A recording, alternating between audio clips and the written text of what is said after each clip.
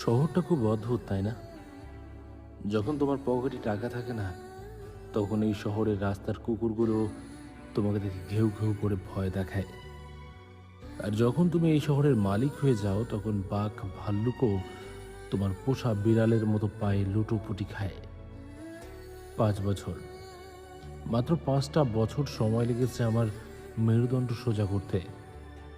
অথচ সেদিন সেদিন ওরা আমার মেরুদণ্ডটাই ভেঙে দিয়েছিল। মিরাজের হাতে থাকা উইস্কির গ্লাসটা টেবিলে শব্দ করে রাখল। তার চোয়াল শক্ত হয়ে উঠল। বাইরে বিদ্যুতের চমকানি তাকে মনে করিয়ে দিল সেই অভিশপ্ত রাতের কথা। 5 বছর আগের এক ঝড়ের রাত। রিফা, তুমি কি জানো আমি কেন ফিরে এসেছি? ভালোবাসতে নয়, ভালোবাসা তো সেদিনই ওই নর্দমায় মরে পচে গেছে। আমি এসেছি হিসেব মেলাতে, সুদে আসলে কড়াই গন্ডায় সব বুঝে নেব। মিরাজের চোখ ঝাপসা হয়ে এলো। সে ফিরে গেল 5 বছর আগের অতীতে। ঢাকা বিশ্ববিদ্যালয়ের ক্যাম্পাস। র্যাগ ডে চলছে, চারিদিকে গান বাজনা। সন্ধ্যা 7:30। হাজার হাজার ছাত্রছাত্রী, কনসার্ট চলছে। মিরাজ এক কোনায় দাঁড়িয়ে আছে।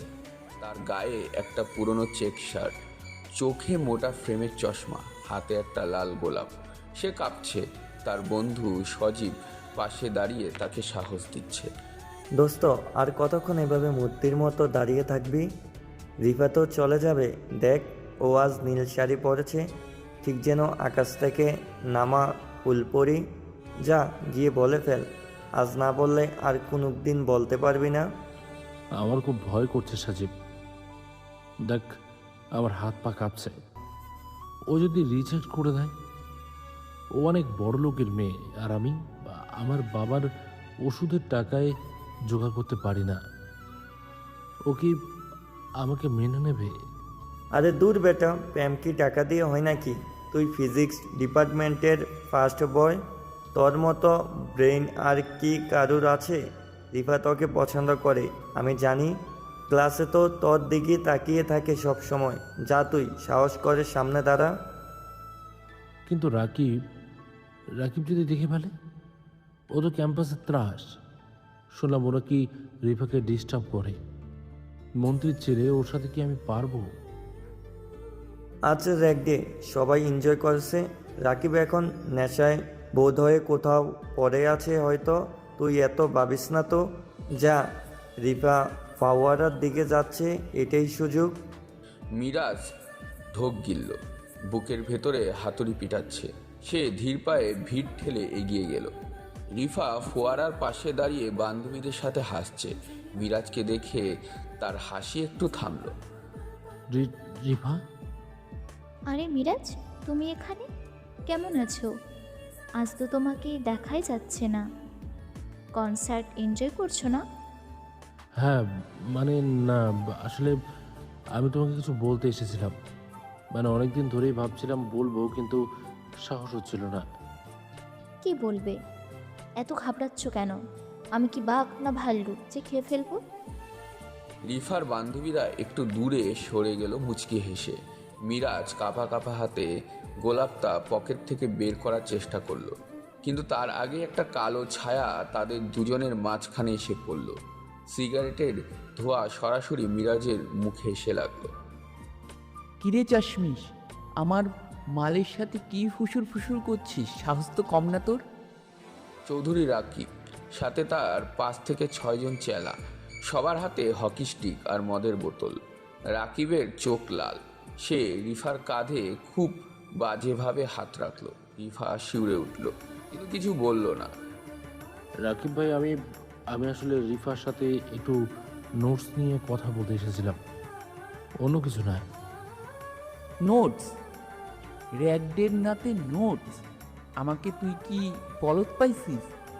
পকেটে ওটা কি? বের কর। কিছু না ভাই, ওটা কিছু না। আমি বললাম বের কর, নইলে পকেট সব প্যান্ট খুলে ফেলবো। রাকিবের এক চেলা, নাম তার রনি। সে মিরাজের পকেটে হাত ঢুকিয়ে জোর করে দুমড়ে মুচড়ে যাওয়া গোলাপটা বের করে আনলো। রাকিব সেটা দেখে অট্টহাসি দিল। ওরে বাপরে, রোমিও, চশমিশ রোমিও আমার রিফাকে ফুল দিতে এসেছে। এই রিফা, দেখ তো আশিক কি এনেছে। এই পচা ফুল তুই নিবি? রাকিব প্লিজ সিন ক্রিয়েট করো না, ও চলে যাচ্ছে, ওকে যেতে দাও। যেতে দেব? এত সহজেই আমার গার্লফ্রেন্ডকে প্রপোজ করার সাহস দেখাচ্ছিস? ওর বিচার হবে না? এই তোরা ওকে স্টেজে তোল। ভাই মাফ করে দেন, আমি আর আসবো না, আমাকে যেতে দেন, আমার বাবা অসুস্থ। বাপের অসুস্থ পরে দেখাস, আজ তোর চিকিৎসা হবে। তোল শালাকে। বাকিরা মিরাজের কলার ধরে টেনে হিঁচড়ে অডিটোরিয়ামের মুক্তমঞ্চের দিকে নিয়ে গেল। হাজার হাজার ছাত্রছাত্রী তখন সেখানে। গান থামিয়ে দেওয়া হলো। রাকিব মাইক হাতে নিল। এই সবাই শোনো, আজ আমাদের মাঝে এক মহান প্রেমিক উপস্থিত হয়েছে। এই চাশমিশ বস্তির ছেলেটা আমাদের রিফাকে ভালোবাসে। ওর নাম মিরাজ। তোরা কি ওর ভালোবাসা দেখতে চাস? ইয়েস, দেখতে চাই। মিরাজ, রিফাকে কি বলতে চেয়েছিস এখন সবার সামনে বল। হাঁটু গেড়ে বস, বস বলছি। রনি মিরাজের পায়ে লাথি মারল। মিরাজ খাপাস করে স্টেডিয়ামে পড়ে গেল। তার চশমাটা ছিটকে দূরে গিয়ে পড়ল। ঝাপসা চোখে সে দেখল সামনে রিফা দাঁড়িয়ে আছে। রাকিব তাকে শক্ত করে ধরে রেখেছে। রিফা, তুমি কিছু বলছো না কেন? ওদের বলো আমাকে ছেড়ে দিতে, আমি তো কোনো অপরাধ করিনি, আমি তো তোমাকে সম্মান করি। সম্মান? তোর মতন ভিখারির মুখে সম্মান কথা মানায় না। এই রনি, ওর জামাটা খুল দেখি, ওর বুকে পাটা কত বড়। না না ভাই, প্লিজ আমার ইজ্জত নেবেন না, আমি আপনাদের পায়ে পড়ছি। মিরাজ রাকিবের পা জড়িয়ে ধরল। রাকিব ঘৃণায় লাথি মেরে তাকে সরিয়ে দিল। রনি আর দুজন মিলে মিরাজের শার্ট টেনে ছিঁড়ে ফেলল। গেঞ্জিটা ছিঁড়ে ফেলা হলো। হাজার হাজার মানুষের সামনে মিরাজ খালি গায়ে অপমান করা লজ্জায় কুঁকড়ে গেল। কিরে রিফা, তুই এখনো চুপ করে আছিস? তোর এই প্রেমিককে কিছু বলছিস না, নাকি তুই ওর প্রেমে পড়ে গিয়েছিস? রাকিব এবার রিফার কানে ফিসফিস করে বলল, তোর বাবা কিন্তু এখন আমার অফিসে বসা।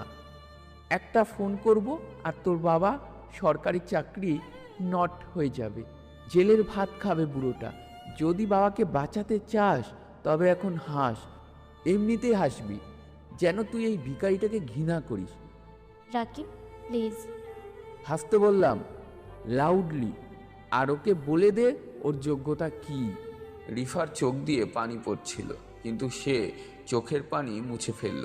সে জানে রাকিব যা বলে তাই করে। বাবার কথা ভেবে সে পাথর হয়ে গেল। সে এগিয়ে গেল স্টেজের উপর পড়ে থাকা মিরাজের দিকে। মিরাজ আশার দৃষ্টিতে তাকালো। রিফা, তুমি অন্তত বোঝো, আমি তোমাকে। চুপ করো মিরাজ, তোমার সাহস কি করে হয় আমার দিকে তাকানো? তুমি কি কখনো আয়নায় নিজের চেহারা দেখেছো? বস্তির একটা ছেলে হয়ে তুমি মন্ত্রীর ছেলের সাথে টক্কর দিতে এসেছো? ছি, তোমাকে দেখলেই আমার বমি পায়। আমার মতো সুন্দরী স্মার্ট মেয়েকে এসেছো প্রপোজ করতে? কি যোগ্যতা আছে আমাকে ভালোবাসার?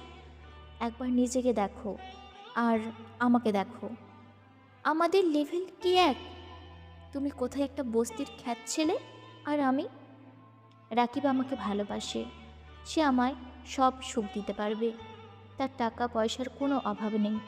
তোমার কি আছে? হ্যাঁ, এই ছেঁড়া শার্ট পরে এসেছো আমাকে প্রপোজ করতে? তোমার লজ্জা করলো না? মিরাজ যেন আকাশ থেকে পড়ল। এই সেই রিফা, যার স্নিগ্ধতা দেখে সে মুগ্ধ হয়েছিল। রিফা, তুমি সব কি বলছো? এরা তোমাকে দিয়ে জোর করে বলাচ্ছে, তাই না? বলো রিফা। কেউ জোর করছে না, আমি যা বলছি সব সত্যি। তোমার মতো একটা লুজারকে আমি ভালোবাসবো? Joke of the year. Rifa হাসল, কিন্তু সেই হাসিতে কোনো প্রাণ ছিল না, ছিল শুধু হাহাকার। কিন্তু মিরাজ সেটা বুঝতে পারল না। তার কানে শুধু রিফার সেই বিদ্রূপের হাসিই বাজল। রাকিবও সাথে সাথে অট্টহাসি দিল। পুরো অডিটোরিয়াম হাসিতে ফেটে পড়ল। শুনলি তো রিফা তোকে কি বলল? বমি পায় তোকে দেখলে। এই নর্দমার কিটকে নর্দমাতেই রাখা উচিত। এই তোরা ওকে ড্রেনে ফেলে দিয়ে আয়। চল শালা, আজ তোকে গোসল করাবো। মিরাজকে মারতে মারতে স্টেজ থেকে নামানো হলো। তার নাক মুখ দিয়ে রক্ত পড়ছে, শরীরের বিভিন্ন জায়গায় কেটে গেছে। তারা তাকে টেনে ক্যাম্পাসের পেছনে খোলা নর্দমার কাছে নিয়ে গেল। ছেড়ে দে, তোরা মানুষ না, আল্লাহ তোদের বিচার করবে। রাকিব, তুই মনে রাখিস, আজকের এই রাত আমি ভুলবো না। তোর আল্লাহ তোকে বাঁচাতে আসবে না। আর তুই তো আজকে থেকে জিন্দা লাশ। তুই ক্যাম্পাসে আসবি কিভাবে? রাকিব নিজে এগিয়ে এলো, মিরাজের মুখে একদলা থুতু ছিটিয়ে দিল, তারপর সজোরে লাথি মারল বুকে। মিরাজ ছিটকে গিয়ে পড়ল কালো গন্ধযুক্ত নর্দমার পানিতে। রাকিব, রিফা, রিফা আয়, দেখ তোর প্রেমিক কেমন হাবুডুবু খাচ্ছে। রাকিব, চলো এখান থেকে, আমার ভালো লাগছে না। আরে দেখ না, সিনটা এনজয় কর।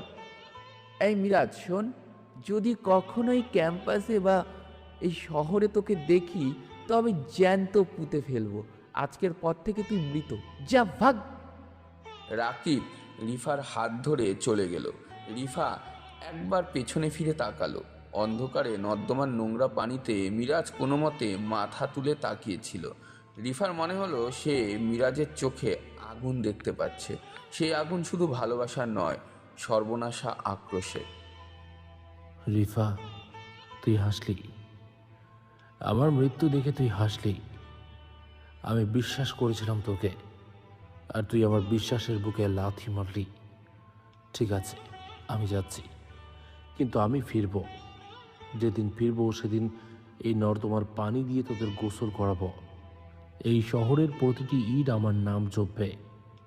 আমি মিরাজ, আমি শেষ হইনি, আবার শুরু আজ থেকে। মিরাজ কোনো মতে নর্দমা থেকে উঠে এলো। তার শরীরে অসহ্য যন্ত্রণা, কিন্তু মনের যন্ত্রণা তার চেয়েও হাজার গুণ বেশি। সে অন্ধকারে মিশে গেল। কেউ জানলো না সে কোথায় গেল, কি করলো। সবাই জানলো অপমানে মিরাজ আত্মহত্যা করেছে বা দেশ ছেড়ে পালিয়েছে। এই ছিল আজকে আমাদের গল্পের নায়ক মিরাজের অতীত। চলুন দর্শক, এবার বর্তমানে ফিরি। মিরাজ গ্লাসের বরফটা চিবিয়ে খেলো। তার চোখে এখন আর কোনো পানি নেই, আছে শুধু বরফের মতন শীতল চাহনি। সেদিনের সেই মিরাজ মরে গেছে রিফা। নর্দমার পানিতে তার মৃত্যু হয়েছে। এখন যে বেঁচে আছে সে এক দানব, আর এই দানবটাকেই তুমি সৃষ্টি করেছ। কাল নিলাম, কাল তোমার সাথে দেখা হবে রিফা, তৈরি থেকো। তোমার হাসির জবাব আমি কান্না দিয়ে নেব। মিরাজ ফোনটা হাতে নিল। তার পার্সোনাল অ্যাসিস্ট্যান্ট লিজার নাম্বার ডায়াল করলো। লিসা, জি স্যার, বলুন। কালকের সব অ্যারেঞ্জমেন্ট কমপ্লিট? জি স্যার, চৌধুরী রাকিব জানেন না যে বায়ের আসলে আপনি। উনি ভাবছেন কোনো বিদেশি ইনভেস্টর। উনি খুব খুশি। ওকে খুশি থাকতে দাও, কালকের পর ওর খুশি চিরকালের জন্য হারিয়ে যাবে। আর শোনো, রিফা কি আসছে? জি স্যার, মিস্টার রাকিব ওনাকেও সাথে নিয়ে আসবেন বলে কনফার্ম করেছেন। আর আমি খোঁজ নিয়ে দেখেছি গত 5 বছর ধরে রিফা রাকিবের সাথেই আছে। গুড, খুব ভালো। কালকের দিনটা ওদের জন্য সারপ্রাইজ হবে, আর আমার জন্য উৎসব। রাখলাম। মিরাজ ফোনটা কেটে দিয়ে জানলার কাছে গিয়ে দাঁড়ালো। বাইরে বৃষ্টি বাড়ছে। মিরাজ হাত বাড়িয়ে কাচের উপর রাখলো, যেন সে পুরো শহরটাকে নিজের হাতের মুঠোয় চেপে ধরতে চাইছে। Welcome to hell Rakib, welcome to hell Rifa. পরের দিন সকাল 10টা, হজরত শাহজালাল আন্তর্জাতিক বিমানবন্দর। ঢাকার আকাশ কালো মেঘে ঢাকা, তুমুল ঝড় বৃষ্টির পূর্বাভাস। বাতাসে শোষ শব্দ। রানওয়েতে একটি কুচকুচে কালো প্রাইভেট জেট ল্যান্ড করলো। বিমানের গায়ে সোনালি অক্ষরে লেখা MK।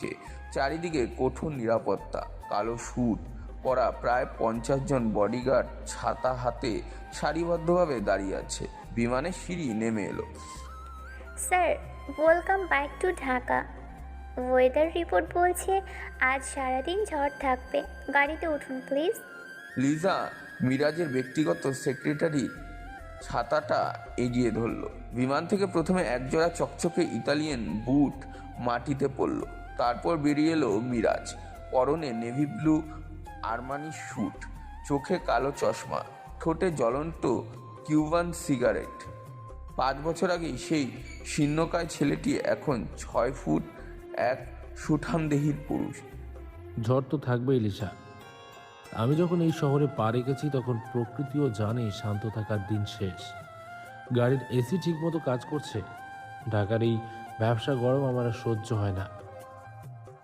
জি স্যার, সব রেডি। আমরা কি সরাসরি রেডিশনে যাব? অভ্যস্ত কর্মচারীদের জন্য, মালিকরা মাঠে খেলে। চৌধুরী রাকিবের খবর কি? ও কি জানে আজ ওর কপালে কি নাচছে? মিরাজ গাড়ির পেছনের সিটে বসলো, লিজা তার পাশে বসলো। কনভয় বিমানবন্দর থেকে বেরিয়ে এলিভেটেড এক্সপ্রেসওয়ের দিকে ছুটল। স্যার, চৌধুরী গ্রুপ এখন আইসিইউতে। ব্যাংক লোন আর পাওনাদারদের চাপে রাকিব দিশেহারা।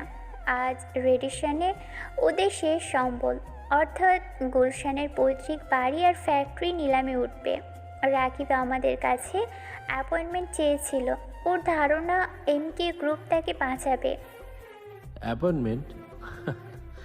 যে লোকটা 5 বছর আগে আমাকে কথা বলার সুযোগ দেয়নি, সে আজ আমার সময়ের জন্য ভিক্ষা চাইছে। ইন্টারেস্টিং। লিসা, একটা কথা মনে রাখবে, ভিক্ষা তাকেই দেওয়া হয় যার হাত কাটার পর অবশিষ্ট থাকে। রাকিবের তো আমি হাত পা কিছুই রাখবো না। রাকিব ভাবছে কোনো বিদেশি কোম্পানি তাকে কিনছে। ও জানে না আসল মালিক কে। চমৎকার। অজ্ঞতা মৃত্যুর চেয়েও ভয়ঙ্কর। আজ ওর সেই অজ্ঞতা ভাঙবে। ড্রাইভার, স্পিড বাড়াও, আমার শিকার অপেক্ষা করছে। গাড়ি বৃষ্টির ভেতর দিয়েই ছুটে চলছে। অন্যদিকে কিষান ব্লু হোটেলে একটি প্রাইভেট গ্রিন রুমে তখন অন্য একটা নাটক চলছে। রুমের ভেতরে অস্থিরভাবে পায়চারি করছে রাকিব। তার পরনে দামি স্যুট, কিন্তু চোখে মুখে ক্লান্তির ছাপ। সোফায় পাথরের মতন বসে আছে রিফা। রিফার চোখ ফোলা, যেন সারা রাত কেঁদেছে। হাতে একটা টিস্যু মোচড়াচ্ছে সে। এই রিফা, তোকে কতবার বলেছিলাম মুখে ওই মরা ভাবটা দূর কর। আজ মিডিয়া থাকবে, ইনভেস্টররা থাকবে। তোর এই কান্নাকাটি দেখলে আমার শেয়ারের দাম আরও পড়ে যাবে। মেকআপটা ঠিক কর। আর কত নাটক করবো রাকিব? আমি আর পারছি না। 5 বছর ধরে রোজ তুমি আমাকে হুমকি দিয়ে অভিনয় করাচ্ছ। আজ তো সব শেষই হয়ে যাচ্ছে। আজ অন্তত আমাকে মুক্তি দাও। আমি বাবার কাছে যেতে চাই। মুক্তি? রাকিব চৌধুরী ডিকশনারিতে মুক্তি শব্দটা নেই। ভুলে যাস না, তোর হার্টের রুগী বাবা বাইপাস সার্জারির টাকাটা আমি দিয়েছিলাম। আর ওই যে মিথ্যা মামলাটা যেটা তোর ভাইয়ের নামে ঝুলে আছে, সেটা আমি আটকে রেখেছি। এখান থেকে পা বাড়ালেই পুলিশ তোর ভাইকে তুলে নিয়ে যাবে। তুমি একটা জানোয়ার রাকিব। আমার ভাইয়ের নামে মিথ্যে ড্রাগস কেস দিয়ে আমাকে ব্ল্যাকমেল করছো। আমি তো তোমার সব কথাই শুনছি। ভার্সিটিতে মিরাজকে অপমান করা থেকে শুরু করে আজ পর্যন্ত সব তোমার কথাই করেছি। আর কত নিচে নামাবে আমাকে? শোন, আজকে নিলামে আমার পাশে বসে থাকবি, আর যখন আমি বিট জিতবো তখন হাসবি। এমনভাবে হাসবি যেন তুই পৃথিবীর সবচেয়ে সুখী মেয়ে। যদি চোখের কোণায় 1 ফোঁটা পানি দেখি, তবে কাল সকালে তোর বাবার ডেড বডি মর্গে পাবি। আল্লাহ তোমাকে কোনোদিন মাফ করবে না রাকিব, কোনোদিনও না। আল্লাহ পরে দেখবে, আগে তুই দেখ। চল এখন, শো টাইম। রাকিব রিফার হাত ধরে হ্যাচকা টেনে সোফা থেকে তুলল। রিফা চোখের পানি জোর করে মুছে একটা মেকি হাসি ফোটানোর চেষ্টা করলো। তার ভেতরটা দুমড়ে মুচড়ে যাচ্ছে, কিন্তু পরিবারের কথা ভেবে সে নীরব। নিলাম এবং মুখোমুখি। দুপুর 12টা। হলরুমের কোনায় কানায় পূর্ণ। শহরে বড় বড় ব্যবসায়ীরা, ব্যাংক এবং মিডিয়া উপস্থিত। রাকিব সামনের সারির মাঝখানের টেবিলে বসে আছে, তার পাশে রিফা। রিফার শরীর কাঁপছে, কিন্তু সে সোজা হয়ে বসে থাকার চেষ্টা করছে। হঠাৎ নিলামকারীরা বললেন, লেডিস অ্যান্ড জেন্টলম্যান, ওয়েলকাম। আজ আমরা চৌধুরী গ্রুপ গুলশানের প্রপার্টি এবং টেক্সটাইল মিলের নিলাম শুরু করছি। বেস প্রাইস বা ন্যূনতম মূল্য ধরা হয়েছে 100 কোটি টাকা। আমরা বিড শুরু করতে পারি। 110 কোটি, 120 কোটি, 130 কোটি। 150 কোটি। আর কেউ আছে? থাকার তো কথা না। কার এত সাহস রাকিব চৌধুরীর প্রপার্টিতে হাত দেয়? রাকিব দম্ভ ভরে চারিদিকে তাকালো। তার হুমকির কারণে ভয়ে কেউ আর হাত তুলছে না। রাকিব রিফার দিকে তাকিয়ে চোখ রাঙালো, ইশারা করলো হাসার জন্য। দেখেছিস রিফা, বাঘ বুড়ো হলেও বাঘই থাকে। 150 কোটিতেই কাজ হয়ে যাবে। আমার বেনামি কোম্পানি এটাই কিনবে, সব আবার আমার। 150 কোটি 1, 150 কোটি 2। ঠিক তখনই হলরুমের বিশাল দরজাটা ধারাস করে খুলে গেল। হলের সবাই চমকে পেছনে তাকালো। 20 জন কালো চশমা পরা বাউন্সার দুই ভাগে ভাগ হয়ে পথ তৈরি করে দাঁড়ালো। মাঝখান দিয়ে হেঁটে এলো মিরাজ। তার হাঁটার ছন্দে একটা রাজকীয় ভাব। জুতোয় খটখট শব্দে পুরো হলরুম কেঁপে উঠল। দেরি করে ফেলার জন্য দুঃখিত, তবে ট্রাফিক জ্যামের চেয়েও বড় জ্যাম তো দেখছি এখানে। সস্তা দরে দেশ বিক্রি হচ্ছে নাকি? কে কে ওখানে? গডস, ওকে আটকাও। নিলাম চলাকালীন ভেতরে ঢোকার পারমিশন কে দিল? মিরাজ কারো কথা কান দিল না। সে সোজা হেঁটে এসে রাকিবের ঠিক সামনে খালি চেয়ারটায় বসলো। তারপর পা তুলে দিল টেবিলের উপর। রাকিবের মুখের সামনে জুতোর তোলা। এই বেয়াদব, জানিস আমি কে? আমার চেয়ারের সামনে পা তোলার সাহস পেলি কোথায়? সিকিউরিটি? সিকিউরিটি এখন আমার পেরোলে রাকিব। আর তুই কে? তুই তখন দেউলিয়া। দেউলিয়াদের আবার পরিচয় কি? লিসা, মাইকটা দাও। নিন স্যার। মিরাজ মাইকটা হাতে নিল। সে এখনো চশমা খুলেনি। পুরো হলে পিনপন নীরবতা। রিফা মিরাজের দিকে তাকিয়ে আছে। তার মনে হলো এই মানুষটা খুব চেনা, কিন্তু আবার খুব অচেনাও।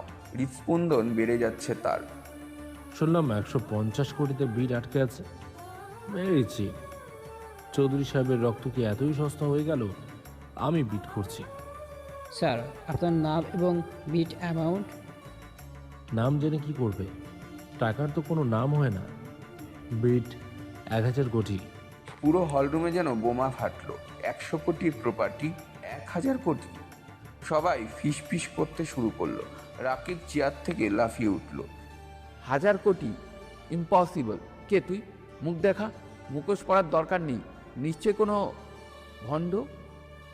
ভণ্ড শব্দটা তোর মুখে মানায় না রাকিব। মিরাজ ধীরে ধীরে চোখের কালো চশমাটা খুলল। তার ধারালো চোখ সরাসরি রাকিবের চোখে গিয়ে বাঁধল।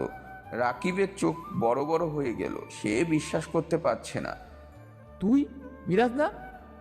সেই চাশমিস, সেই ভিখারি? কানেকশন। ভিখারি ছিলাম 5 বছর আগে, এখন আমি তোর ভাগ্য বিধাতা। কেমন আছিস রাকিব? নর্দমার পানিটা কি শুকিয়েছে নাকি এখনো গায়ে গন্ধ আছে? তুই বেঁচে আছিস? আমি তো ভেবেছিলাম মরে ভূত হয়ে গেছিস। তুই এখন কি করছিস?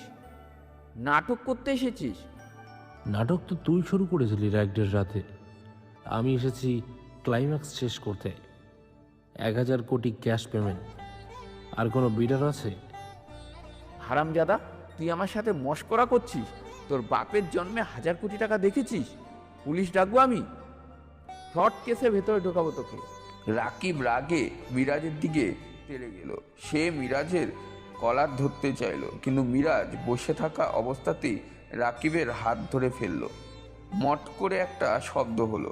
রাকিব যন্ত্রণায় চিৎকার করে উঠল। আওয়াজ নিচে রাকিব। এটা ক্যাম্পাস না, এটা আমার দুনিয়া। এখানে গায়ে হাত দিলে হাত থাকে না।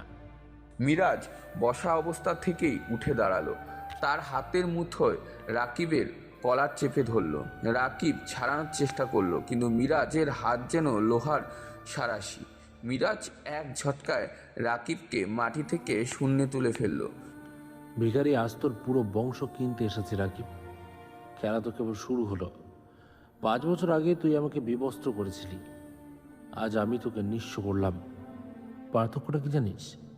তুই গায়ের জোরে করেছিলি, আর আমি করলাম মগজ আর টাকা দিয়ে। গলা ছাড়, দম বন্ধ হয়ে আসছে, সিকিউরিটি, পুলিশ। চিৎকার কর, যত পারিস চিৎকার করে নে। তোর এই আর্তনাদ আমার কানে সঙ্গীতের মতো বাজছে।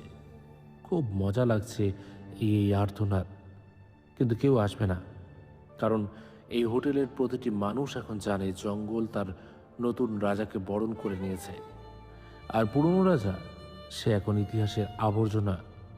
মিরাজ রাকিবকে ছুঁড়ে মারল পেছনের চেয়ারের উপর। রাকিব হুমড়ি খেয়ে পড়ল। মিরাজ পকেট থেকে একটা গোল্ড প্লেটেড কলম বের করে লিসার দিকে ইশারা করলো। লিসা নিলামের কাগজ এগিয়ে দিল।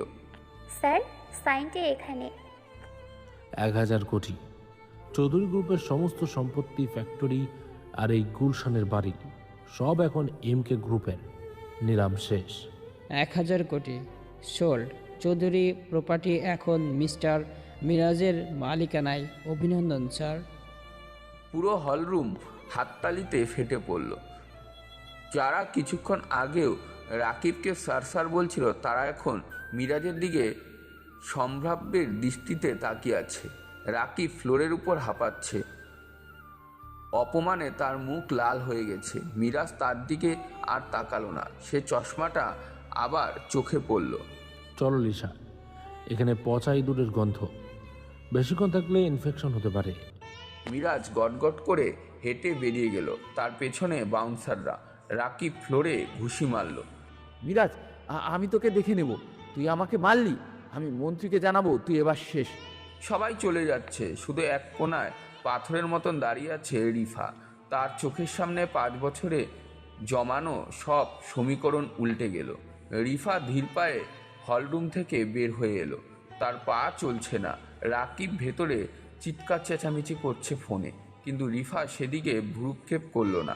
সে করিডরে দিয়েই হাঁটছে। হঠাৎ সে থমকে দাঁড়ালো। কি হলো? পা চলছে না? নাকি নতুন মালিককে সালাম না দিয়ে চলে যাওয়াটা বেয়াদবি বলে মনে করছো? রিফা চমকে তাকালো। লবির বিশাল পিলারের পাশে মিরাজ দাঁড়িয়ে, হাতে সেই জ্বলন্ত সিগারেট। লিজা বা বডিগার্ডরা আশেপাশে নেই। মিরাজ একা। রিফার বুক ধরপড় করে উঠল। 5 বছর পর সে মিরাজকে এত কাছ থেকে দেখছে। মিরাজ, তুমি? নাম ধরে ডাকার অধিকার কি তোমাকে দিয়েছি, মিস্টার মিরাজ বলো? অথবা স্যার? ও, বলে গিয়েছিলাম, তুমি তোমার চৌধুরী রাকিবের পার্সোনাল সেক্রেটারি। মালিক বদলানো তোমাদের পুরনো অভ্যেস। তুমি আমাকে ভুল বুঝছো মিরাজ। তুমি জানো না আমি কি পরিস্থিতির মধ্যে দিয়ে গেছি ওই রাতে। চুপ, একদম চুপ। ওই রাতের কথা মুখে আনার সাহস দেখাবে না। ওই রাতটা আমার কবর ছিল রেপা, আর তুমি ছিলে সেই কবরের মাটি। এখন সাফাই গাইতে এসো না। নাটক দেখতে দেখতে আমি ক্লান্ত। মিরাজ ধীরে ধীরে রিফার দিকে এগিয়ে এলো। রিফা ভয়ে এক পা পিছিয়ে দেওয়ালে পিঠ ঠেকিয়ে দিল। মিরাজ তার খুব কাছে এসে দাঁড়ালো, এত কাছে যে রিফা মিরাজের নিঃশ্বাসের শব্দ শুনতে পাচ্ছে। প্লিজ মিরাজ, দূরে থাকো। রাকিব দেখলে সমস্যা করবে, ও তোমাকে মেরে ফেলবে। রাকিব? ওই পঙ্গুটা? ওকে তো আমি চিবিয়ে খেয়ে ফেলতে পারি, কিন্তু মারবো না। ওকে তিলে তিলে মারবো। আর তুমি তুমি কি ভাবছ আমি তোমাকে বাঁচাতে এসেছি? সিনেমার হিরোর মতো তোমাকে উদ্ধার করে নিয়ে যাব? আমি কিছুই ভাবছি না। আমি শুধু জানি তুমি অনেক বদলে গেছো। তোমার চোখে মায়া নেই। মায়া? মায়া তো দুর্বলরা দেখায়। আমি ব্যবসায়ী, আমি লাভ ক্ষতির হিসেব করি। শোনো রিফা। মিরাজ রিফার কানের কাছে মুখ নিয়ে গেল। তার ঠোঁট রিফার কানের লতির প্রায় স্পর্শ করলো। রিফা শিউরে উঠল, চোখ বন্ধ করে ফেলল। তোমার মালিক রাকিবের সব কিছু এখন আমার। ওর বাড়ি, ওর গাড়ি, ওর ফ্যাক্টরি। এখন প্রশ্ন হলো, তোমার কি হবে? 1000 কোটি টাকায় তো তোমার মালিককে কিনলাম। তোমাকে কি বোনাস হিসেবে পাবো, নাকি তোমার জন্য আলাদা বিড করতে হবে? তোমার রেট এখন কত চলছে বাজারে? রিফার মনে হলো কেউ যেন তার বুকে গরম শলাকা ঢুকিয়ে দিয়েছে। সে চোখ খুলে মিরাজের দিকে তাকালো। অপমানে তার ফর্সা মুখ লাল হয়ে উঠল। তার চোখের পানি টলমল করছে। ছি মিরাজ, তুমি এত নিচে নামতে পারলে? আমাকে তুমি পণ্য ভাবছো? আমি মানুষ মিরাজ, রক্ত মাংসের মানুষ। মানুষ? তুমি? আসলে মিস রিফা, যে মেয়ে প্রেমিকের ভালোবাসা বিক্রি করে বড় লোকের বিছানা গরম করতে পারে সে মানুষ নয়, সে পণ্যই। আর পণ্য ব্যবহারের নিয়ম আমি খুব ভালো করে জানি। তোমার দাম কত বলো? আমি রাকিবের সাথে কোনো অন্যায় সম্পর্কে জড়াইনি। আমি বাধ্য হয়ে চাকরি করছি। ও আমাকে ব্ল্যাকমেল। আবার মিথ্যা? তোমার এই চোখের পানি দিয়ে আমাকে আর গলাতে পারবে না রিফা। ওগুলো কুমিরের কান্না। শোনো, কাল থেকে তুমি আমার অফিসে জয়েন করবে। রাকিবের সেক্রেটারি ছেলে এখন আমার দাসীর মতো খাটবে। আমি আসবো না। তোমার মতো জানোয়ারের অফিসে কাজ করার চেয়ে মরে যাওয়া ভালো। মরতে তো দেবো না, অত সহজে মুক্তি নেই। যদি কাল সকাল 9টার মধ্যে MK টাওয়ারে না আসো, তবে তোমার বাবা, যিনি এখন পেনশনে আছেন, তার নামে কাল বিকেলের মধ্যে এমন দুর্নীতির কেস দেব যে বাকি জীবনটা জেলের ঘানি টানতে হবে। Choice is yours. মিরাজ রিফার চিবুকটা শক্ত করে ধরল। রিফা যন্ত্রণায় আহ করে উঠল। মিরাজ তার চোখে চোখ রেখে শেষ আঘাতটা করল। একসময় এই চেহারাটার জন্য আমি পাগল ছিলাম, আর আজ আজ তোমাকে দেখলে আমার ঘৃণা হয়। তৈরি থেকো রিফা, কাল থেকে তোমার নরকবাস শুরু। মিরাজ একটা ঝাটকায় রিফার চিবুক ছেড়ে দিল। তারপর পকেট থেকে একটা টিস্যু বের করে নিজের হাতটা মুছল, যেন সে কোনো নোংরা কিছু ছুঁয়েছিল। টিস্যু রিফার পায়ের কাছে ফেলে দিল। সে লিসার দিকে ইশারা করলো। Let's go. মিরাজ চলে গেল। রিফা করিডোরে একা দাঁড়িয়ে রইল। তার চোখ দিয়ে অঝরে পানি পড়ছে। সে দেওয়ালের ধারে কোনো মতে দাঁড়িয়ে থাকার চেষ্টা করলো। মিরাজের দেওয়া অপমানগুলো তার সহ্য হচ্ছে না, কিন্তু বাবার কথা ভেবে সে চিৎকার করেও কাঁদতে পারছে না। তুমি জানো না মিরাজ, তুমি জানো না আমি কেন সেদিন হেসেছিলাম। তুমি আমাকে ঘৃণা করো, ঠিক আছে, কিন্তু আমি তোমাকে ঘৃণা করতে পারবো না। তোমার ঘৃণা আর আমার ভালোবাসা, এই দুইয়ের মিলে আমাদের ধ্বংস হবে।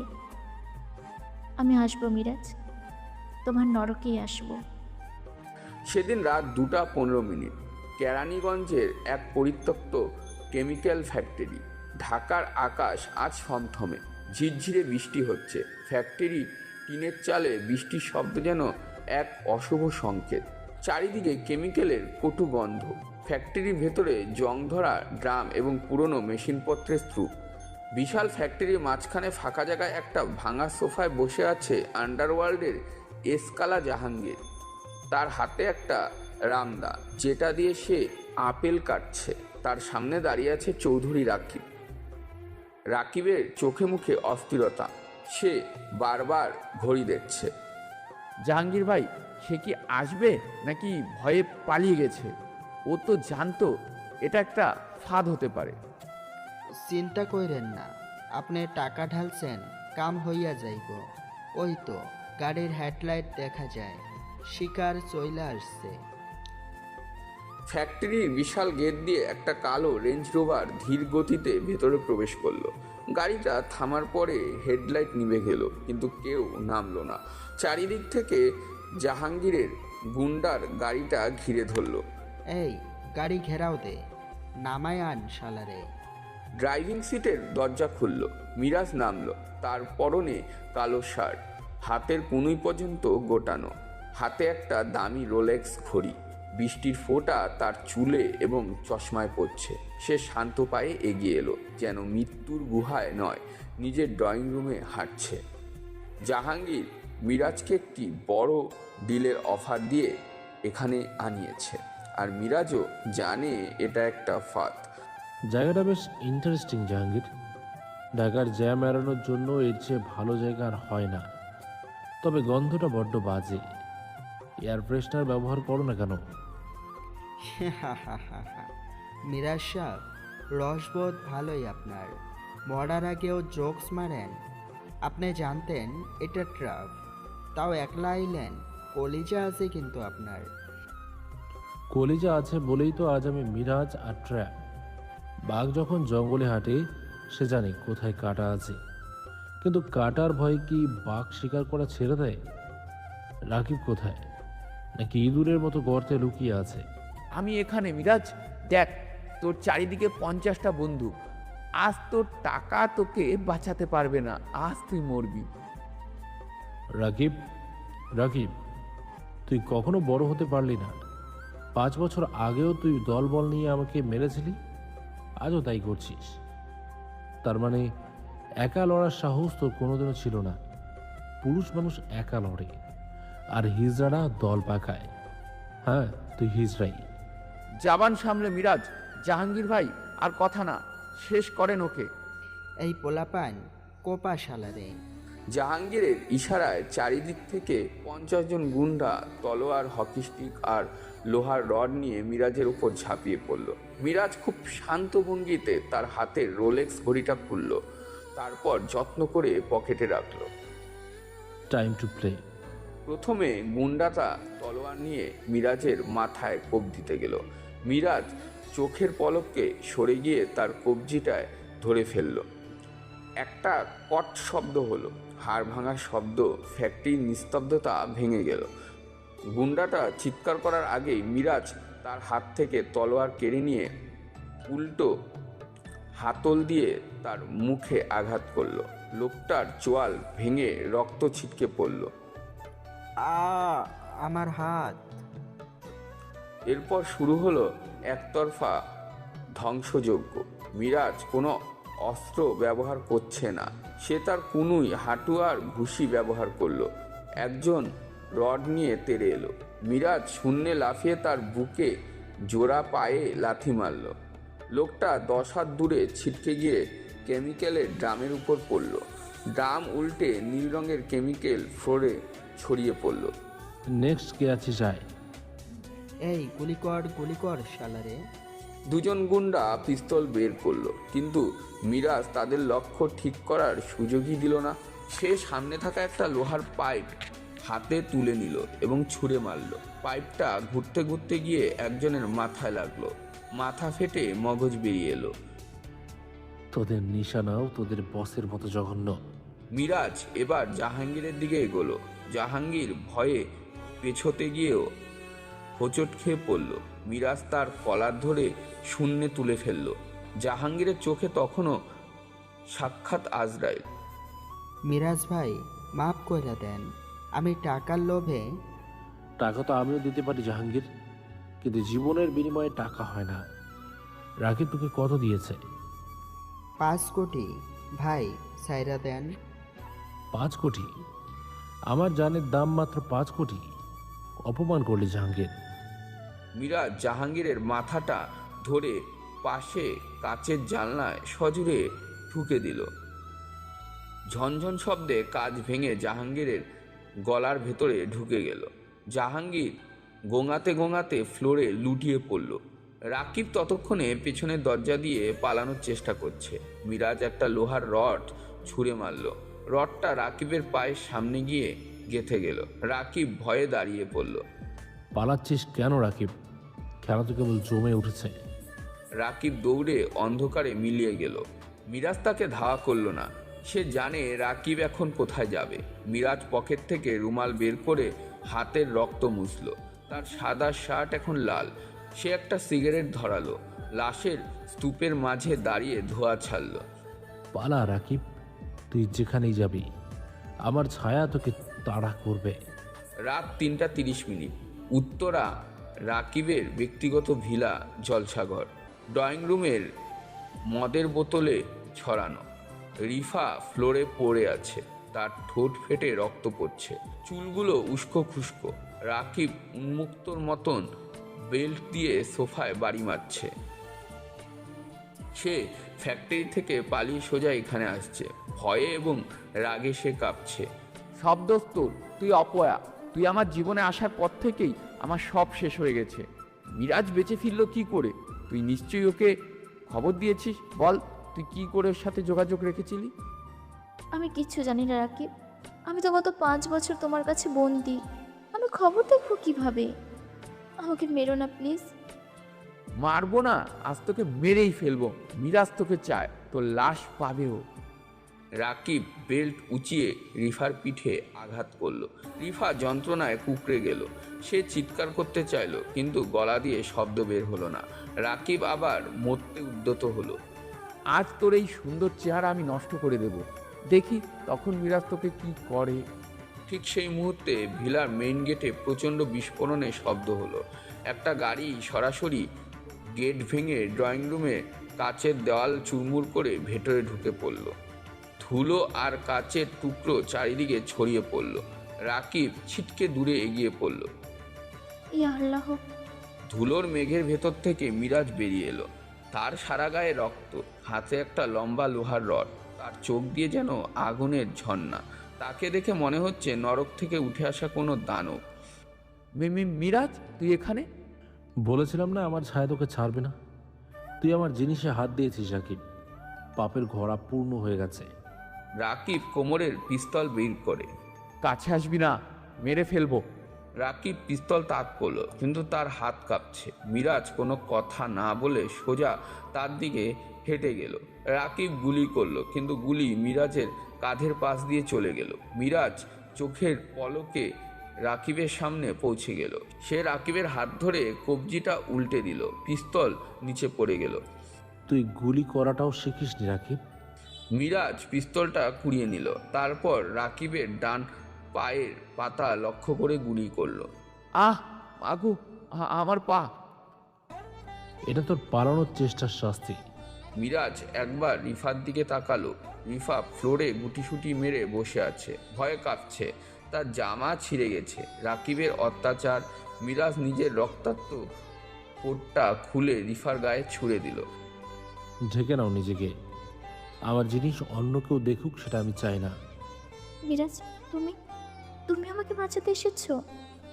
ভুল ভাবছো, আমি বাঁচাতে আসিনি, আমি আমার সম্পত্তি বুঝে নিতে এসেছি। মিরাজ রাকিবের চুলের মুঠি ধরে তার মুখটা রিফার দিকে তুলে ধরল। ভালো করে দেখে নে রাকিব, এই মেয়েটা এখন থেকে মৃত তোর জন্য। ও এখন এমকে গ্রুপের সম্পত্তি, আর তুই এখন একটা পঙ্গু ভিখারি। মিরাজ রাকিবকে টেনে হিঁচড়ে স্টেডিয়াম রুমে নিয়ে গেল। সেখানে টেবিলের উপর কিছু স্ট্যাম্প পেপার রাখা ছিল। মিরাজ রাকিবের বুকে পিস্তল ঠেকালো। সাইন কর। কিসে সাইন করব? এই দলিলে লেখা আছে চৌধুরী গ্রুপের অবশিষ্ট যা কিছু আছে এবং মিস রিফা, সব কিছুর একমাত্র লিগ্যাল গার্ডিয়ান এবং মালিক আমি, মিরাজ খান। সাইন কর, নইলে দ্বিতীয় গুলিটা তোর মাথায় করব। হ্যাঁ, রাফিবকে নিয়ে যা, সব নিয়ে যা, আমাকে শুধু বাঁচতে দে। রাকিব কাঁপতে কাঁপতে সাইন করলো। মিরাজ কাগজটা পকেটে রাখলো। তারপর রাকিবের গালে আলতো করে থাপ্পড় দিল। গুড বয়, এখন এখানে পড়ে পচে মর। তোর বাপের ক্ষমতা থাকলে তোকে বাঁচাবে। মিরাজ ড্রয়িং রুমে ফিরে এলো। রিফা এখনো ফ্লোরে বসে আছে। মিরাজ তাকে পাজাকোল করে তুলে নিল। রিফা বাধা দেওয়ার চেষ্টা করলো। আমাকে নামাও, আমি যাব না তোমার সাথে। তোমরা দুজনেই সমান জানোয়ার। ও আমাকে মারে আর তুমি আমাকে কিনতে চাও। আমি কারোর সাথে থাকতে চাই না। আমাকে বাবার কাছে যেতে দাও। চুপ, একদম চুপ। বাবার কাছে যাবি? যে বাবা তোকে 5 বছর আগে বিক্রি করে দিয়েছিল নিজের চাকরির জন্য? তোর কোনো ঘর নেই রিফা, তোর ঘর এখন আমি। মিরাজ রিফাকে জোর করলো। গাড়ির পেছন সিটে ছুঁড়ে দিল। তারপর নিজেও ভেতরে ঢুকলো। গাড়ি চলতে শুরু করলো। ড্রাইভারের আর লিজার মাঝখানে পার্টিশনের গ্লাস তোলা। পেছনের অংশটুকু এখনো একটা বিচ্ছিন্ন দ্বীপ। গাড়ির ভেতরে মিরাজ রিফার উপর চড়াও হলো। ওর ভেতরে এখন কাজ করছে 5 বছরের জমানো ক্ষোভ, অপমান আর তীব্রতার কামনা। সে রিফাকে ভালোবাসে, কিন্তু তার প্রকাশভঙ্গি এখন হিংস্র। সে রিফার চিবুক ধরে নিজের দিকে ফিরল। যোগ্যতা বিচার করার সময় শেষ রিফা। এখন তুমি আমার কেনা বান্দি। ভার্সিটিতে আমার ইজ্জত নিয়ে খেলেছিলে, এখন আমি তোমার জীবন নিয়ে খেলবো। গত 5 বছর ধরে রাকিবের বিছানায় ছিলে, আজ আমার পালা। দেখি রাকিব তোমাকে কতটা শিখিয়েছে। মিরাজ, বিশ্বাস করো, আমি রাকিবের সাথে কখনো আমাকে ছোঁইনি। আমি পবিত্র। আমাকে নষ্ট করো না মিরাজ। আমি তোমার সেই রিফা। মিথ্যা বলা বন্ধ করব। 5 বছর একটা লম্পটের সাথে থেকে তুমি সতী আছো এখনো? কাকে বোকা বানাচ্ছ তুমি? আজ আমি প্রমাণ নেব। মিরাজ রিফার কথায় কান দিল না। সে উন্মুক্তের মতন রিফাকে চুমুন করতে শুরু করলো। রিফা তাকে ধাক্কা দেওয়ার চেষ্টা করলো। মিরাজ তার দুহাত ধরে সিটের সাথে চেপে ধরল। রিফার কান্না মিরাজের কানে পৌঁছল না। মিরাজের স্পর্শে রিফা কুঁকড়ে যাচ্ছিল, কিন্তু মিরাজ থামল না। মিরাজ যখন চূড়ান্ত সীমায় পৌঁছালো তখন হঠাৎ সে থেমে গেল। রিফার শরীরের কম্পন আর তার ব্যথার আর্তনাদ মিরাজকে একটা সত্যের মুখোমুখি দাঁড় করালো। মিরাজ সায়েন্সের স্টুডেন্ট। সে যেমন ফিজিক্সে টপ ছিল তেমনি বায়োলজিতেও টপ ছিল। সে শরীরতত্ত্ব বোঝে। সে বুঝতে পারে রিফা মিথ্যা বলেনি। 5 বছর রাকিবের খাঁচায় থাকতেও রিফা নিজেকে অক্ষত রেখেছে। তুমি ভার্জিন? রিফা তখন সিটের এক কোণায় জুবুথুবু হয়ে বসে আছে। তার শরীর কাঁপছে, চোখ দিয়ে অঝোরো পানি পড়ছে। সে নিজের ছেঁড়া জামা দিয়ে শরীরটা ঢাকার চেষ্টা করছে। তার দৃষ্টিতে এখন আর ভয় নেই, তার আছে তীব্র ঘৃণা আর অভিমান। এখন খুশি হলে মিরাজ? তোমার প্রতিশোধ পূর্ণ হলো তো? তুমি ভেবেছিলে আমি পণ্য? আমি 5 বছর ধরে প্রতিটা রাত জেগে কাটিয়েছি। বালিশের নিচে ব্লেড রেখে ঘুমাতাম, যাতে রাকিব আমাকে ছুলে আমি নিজেকে শেষ করে দিতে পারি। কার জন্য জানো? শুধু তোমার জন্য। আমার জন্য? হ্যাঁ, তোমার জন্য। আমি জানতাম তুমি ফিরবে। আমি চেয়েছিলাম যেদিন তুমি ফিরবে সেদিন আমি তোমাকে গর্ব করে বলবো, মিরাজ, ওরা আমার সব কেড়ে নিয়েছে, কিন্তু আমার পবিত্রতা আমি তোমার জন্য আঁকড়ে রেখেছিলাম। কিন্তু আজ তুমি সেটা লুট করে নিলে। রাকিব যা 5 বছর পারেনি, তুমি তা 5 মিনিটে করে ফেললে। তুমি জিতে গেছো মিরাজ, আমি হেরে গেছি। মিরাজের বুকের ভেতরটা মোচড় দিয়ে উঠল। সে রিফার দিকে তাকালো। এই প্রথম তার চোখে আগুন নিভে গিয়ে সেখানে এক অদ্ভুত শূন্যতা দেখা দিল। সে যা করেছে তা আর ফেরানো সম্ভব না। সে শুধু রিফার শরীর পায়নি, সে রিফার বিশ্বাসকেও ভেঙে চুরমুর করে দিয়েছে। রিফা, আমি জানতাম না। আমি ভেবেছিলাম। এখন আর জেনে কি হবে? আমি এখন তোমার কেনা দাসী। তোমার যা ইচ্ছা করতে পারো, মেরে ফেলো, কেটে ফেলো, বা রাস্তায় ফেলে দাও। আমার আর কিছু হারানোর নেই। আমার আত্মা মরে গেছে মিরাজ। মিরাজ রিফাকে স্পর্শ করতে গেল, কিন্তু রিফা ঘৃণায় শরীর সরিয়ে নিল। মিরাজ হাত গুটিয়ে নিল। সে জানলার বাইরে তাকালো। বৃষ্টির বেগ বাড়ছে। মিরাজের মনে হলো বাইরের ঝড়ের চেয়েও তার বুকের ভেতরের ঝড় অনেক বেশি প্রলয়হংকারী। সে প্রতিশোধ নিতে এসে নিজেই অপরাধী হয়ে গেল। মনে মনে বলে, আমি কি করলাম? আমি তোকে কষ্ট দিতে চেয়েছিলাম, কিন্তু নিজেকে কেন এত ছোট মনে হচ্ছে? এই ভুলের প্রায়শ্চিত্ত আমি কিভাবে করব? গাড়ি অন্ধকারে ছুটে চলল। ভেতরে 2জন মানুষ। একজন শরীর হারিয়ে নিঃস্ব, আরেকজন সব জিতেও আজ সবচেয়ে বড় পরাজিত। পরের দিন সকাল 9টা, MK টাওয়ারের পেন্ট হাউসে 60 তলা। গুলশান বিশাল কাচের জানলার উপরে ঝকঝক রোদ, কিন্তু ঘরের ভেতরটা হিমশীতল। জানলার বাইরে তুলার মতন মেঘ ভাসছে। নিচে ঢাকা শহর যেন খেলনা নাগরিক। রিফার ঘুম ভেঙেছে। সে চোখ মিলে তাকালো। মকমলের মতো নরম বিছানা, মাথার ওপর বিশাল ঝাড়বাতি। সে উঠতে চাইল, কিন্তু পায়ের টান লাগলো। সে চাদর সরিয়ে দেখলো তার ডান পায়ে একটা সরু কিন্তু অত্যন্ত মজবুত সোনার শিকল পরানো, যা খাটের পায়ের সাথে যুক্ত। রিফা ভয়ে কুঁকড়ে গেল। তার স্মৃতিগুলো গাড়ির ভেতরে সেই পৈশাচিকতা তার মনে পড়ে গেল। সে নিজের দিকে তাকালো। তার পরনে এখন একটা দামি সিল্কের নাইট গাউন। দরজা খোলার শব্দ হলো। রিফা চাদরটা বুকের কাছে টেনে ধরলো। মিরাজ ভেতরে ঢুকলো। তার পরনে সাদা ক্যাজুয়াল শার্ট আর ট্রাউজার, হাতে একটা ট্রে, তাতে কফি আর ব্রেকফাস্ট। তার মুখে এক অদ্ভুত প্রশান্তি, যেন গত রাতে কিছুই হয়নি। শুভ সকাল প্রিন্সেস। ঘুম কেমন হলো? নতুন বিছানা, নতুন মালিক, মানিয়ে নিতে একটু কষ্ট হবে জানি, তবে অভ্যেস হয়ে যাবে। আমাকে শিকল পরিয়ে রেখেছো কেন? আমি কি পশু? আমাকে ছেড়ে দাও মিরাজ, আমি আর নিতে পারছি না এসব। পশুদের শিকল পড়াতে হয় না রিফা, পশুরা এমনিতেই বশ মানে। কিন্তু তুমি তো মানুষ, আর মানুষের স্বভাব হলো পালানো। বিশেষ করে তুমি 5 বছর আগে যেমন পালিয়েছিলে রাকিবের হাত ধরে, কাল রাতেও হয়তো পালাতে চাইতে। তাই এই ব্যবস্থা। এটা 24 ক্যারেট গোল্ড প্লেটেড চেইন, তোমার মানের সাথে মানানসই। তুমি একটা সাইকোপ্যাথ মিরাজ। কাল রাতে তুমি যা করেছো গাড়িতে, ছি, তুমি নিজেকে মানুষ বলো কি করে? মিরাজ ট্রেটা সাইড টেবিলে রাখলো, তারপর ধীর পায়ে বিছানার কাছে এসে বসলো। রিফা পিছিয়ে যাওয়ার চেষ্টা করলো, কিন্তু মিরাজ তাও পায়ের শিকলটা ধরে এক হ্যাচকা টানে তার কাছে আনলো। কাল রাতের কথা মনে করিও না রিফা, রাতটা ছিল উদযাপনের। আমি আমার জয় উদযাপন করেছি, আর তুমি তো অভিনেত্রী। কাল রাতে তুমি ভালো অভিনয় করেছ। ওই কান্না, ওই বাধা দেওয়া, অস্কার পাওয়া উচিত তোমার। অভিনয়? আমার সতীত্ব, আমার পবিত্রতা তোমার কাছে অভিনয় মনে হলো?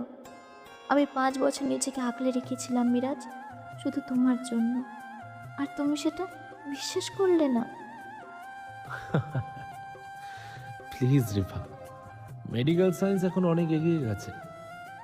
আইম্যানোপ্লাস্টি বা সতীত্ব পুনঃস্থাপন সার্জারিতে এখন ঢাকার অলিগলিতেও হয়। রাকিবের মতো লোকের সাথে 5 বছর থেকে তুমি পবিত্র ছিলে। এই গল্পটা কোনো সিনেমার স্ক্রিপ্টে লেখো, বাস্তবে আমার কাছে বেচো না। আমি ব্যবসায়ী, আমি আসল আর নকলের তফাৎ বুঝি। তুমি আমাকে এতটাও বিশ্বাস করো? আমার চোখের দিকে তাকাও মিরাজ, আমি কি মিথ্যে বলছি? চোখ? তোমার ওই মায়াবী চোখ দুটোই তো আমাকে ডুবিয়েছিল। ওগুলো এখন আমার কাছে বিষাক্ত।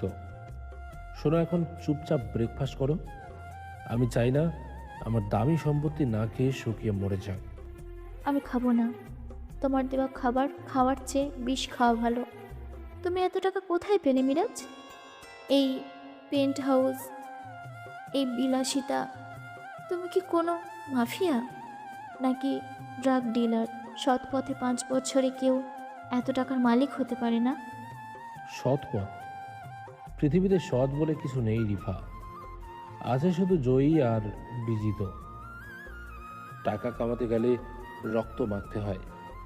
গত 5 বছরে আমি যা করেছি, যেসব পথ মারিয়ে এসেছি, তা শুনলে তোমার ওই দুর্বল হার্ট বন্ধ হয়ে যাবে। চুপচাপ খাও। মিরাজ এক টুকরো টোস্ট রিফার মুখের সামনে ধরল। রিফা মুখ ঘুরিয়ে নিল। মিরাজ রিফার চোয়াল শক্ত করে ধরল, তার আঙুলে চাপে রিফার গাল লাল হয়ে গেল। আমি যখন বলবো খেতে তখন খাবে, আমি যখন বলবো হাসতে তখন হাসবে।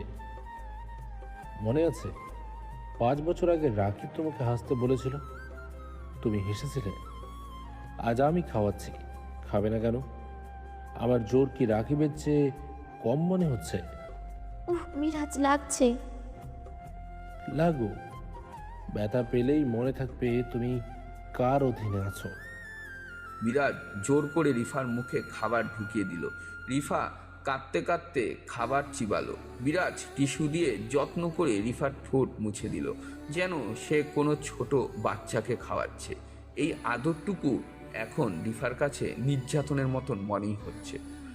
গুড গার্ল, আমি এখন স্টাডিতে যাচ্ছি, পালানোর চেষ্টা করো না। এই রুমের গ্লাস বুলেট প্রুফ এবং সাউন্ড প্রুফ। নিচে তাকালে দেখবে পৃথিবীটা কত ছোট। লাভ দিলে হারও খুঁজে পাওয়া যাবে না। মিরাজ শীষ দিতে দিতে রুম থেকে বেরিয়ে গেল। যাওয়ার সময় দরজাটা বাইরে থেকে লক করে দিল। রিফা জানলার কাচের উপর হাত রাখল। নিচে গুলশানের ব্যস্ত রাস্তা, হাজার হাজার মানুষ, কিন্তু সে আজ আকাশের উপর এক নিঃসঙ্গ কয়েদি। মিরাজ সোজা তার পেন্ট হাউসের গোপন সিক্রেট চেম্বারে চলে আসে। ঘরটা অন্ধকার, শুধু বিশাল সব মনিটরে নীল আলোয় ঘরটা আলোকিত। সার্ভারের গুঞ্জন শোনা যাচ্ছে। মিরাজ একটা বিশাল মনিটরের সামনে বসে আছে। স্ক্রিনে কোনো মানুষের মুখ নেই, শুধু একটা ভয়েস ওভার ওঠানামা করছে। যান্ত্রিক এবং বিকৃত কণ্ঠস্বর ভেসে আসছে স্পিকার দিয়ে। মিরাজ, তুমি ফোকাস হারাচ্ছ। আমি তোমাকে বলছিলাম চৌধুরী গ্রুপের প্রপার্টি দখল করতে, কিন্তু তুমি ব্যক্তিগত আক্রোশকে বেশি গুরুত্ব দিচ্ছ। মেয়েটাকে নিয়ে আসাটা তোমার প্ল্যানের অংশ ছিল না। মাস্টার, আমার প্ল্যান আমি ঠিক করি। আমি আপনাকে কথা দিয়েছিলাম এমকে গ্রুপকে বাংলাদেশের শীর্ষে নিয়ে যাব, আমি তা করেছি। কিন্তু আমার ব্যক্তিগত জীবনে নাক গলাবেন না। রিফা আমার ট্রফি। ওকে কষ্ট দেওয়া, ওকে তিলে তিলে মারা আমার মিশনের অংশ। আবেগ তোমাকে দুর্বল করে দিচ্ছে মিরাজ। তুমি ভুলে যাচ্ছ তুমি কে। তুমি ফিনিক্সের মতো পিছুটান থাকতে নেই। মেয়েটা তোমার দুর্বলতা হয়ে দাঁড়ালে শত্রুরা ওকেই টার্গেট করবে। আমার কোনো দুর্বলতা নেই মাস্টার। রিফাকে আমি ঘৃণা করি। আর শত্রুর কথা বলছেন? এই শহরে আমার চোখের দিকে তাকিয়ে কথা বলার সাহস কার আছে এখন? অতি আত্মবিশ্বাস ভালো না। আমার সোর্স বলছে ব্ল্যাক কোবরা গ্যাং জেনে গেছে তুমি ঢাকায় আছো। ওরা তোমার উপর নজর রাখছে। চৌধুরী রাকিবের সাথে ওদের একটু পুরনো ডিল ছিল অস্ত্র চালানের। তুমি রাকিবকে সরিয়ে দিয়েছো, তাই ওরা এখন ক্ষিপ্ত। Black cobra? ওই ছিচকে সাপগুলো? ওদের বীজ দাঁত ভাঙতে আমার সময় লাগবে না মাস্টার। আমি ছাই থেকেই উঠে এসেছি মাস্টার। আমাকে আগুনের ভয় দেখিয়ে লাভ নেই। লাইনটা কাটছি। মিরাজ সংযোগ বিচ্ছিন্ন করে দিল। সে চেয়ারে হেলান দিয়ে চোখ বন্ধ করল। ব্ল্যাক কোবরার গ্যাং আন্তর্জাতিক মাফিয়া চক্র। এরা অত্যন্ত নৃশংস। মিরাজ জানে লড়াইটা সহজ হবে না। সে ড্রয়ার খুলে তার প্রিয় গোল্ডেন ডেজার্ট ইগল পিস্তলটা বের করে লোড চেক করলো। আসুক ওরা। রিফার জন্য কেনা এই খাঁচাটা আজ হয়তো রণক্ষেত্র হবে। সন্ধ্যা 7টার দিকে rooftop infinity swimming pool, paint হাউসের ছাদে। আকাশের গায়ে রক্তিম আভা, সূর্য ঢুকছে। পুলের নীল পানি বাতাসের দোলায় কাঁপছে। পুলের পাশে রিফা বসে আছে।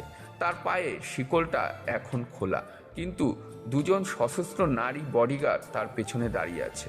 মিরাজ পুলে সাঁতার কাটছে। সে একটার পর একটা ল্যাব দিয়েই যাচ্ছে। তার পেশিবহুল শরীরের পানির নিচে হাঙরের মতন ক্ষিপ্ত। রিফার হাতে তার পুরনো মোবাইল ফোনটা দেওয়া হয়েছে, যেটা মিরাজ ফ্যাক্টরি থেকে উদ্ধার করেছিল। মিরাজ ফোনটা তাকে দিয়েছে এটা দেখার জন্য যে সে কার সাথে যোগাযোগ করার চেষ্টা করে। রিফা ফোনটা অন করলো। গ্যালারিতে একটা ফোল্ডার ছিল, যেটা সে 5 বছর ধরে লুকিয়ে রেখেছে এভিডেন্স নামে। সে ভিডিওটা ওপেন করলো। ভিডিওতে দেখা যাচ্ছে 5 বছর আগে সেই রাত। রাকিব রিফার বাবাকে মাথায় বন্দুক ঠেকিয়ে জিম্মি করে রেখেছে। ভিডিওতে রাকিবের কণ্ঠ শোনা যায়। হাস রিফা, যদি মিরাজকে অপমান না করিস তবে তোর বাপের খুলি উড়িয়ে দেব। বল মিরাজকে তুই ঘৃণা করিস। রিফা ভিডিওটা দেখে কান্নায় ভেঙে পড়ল।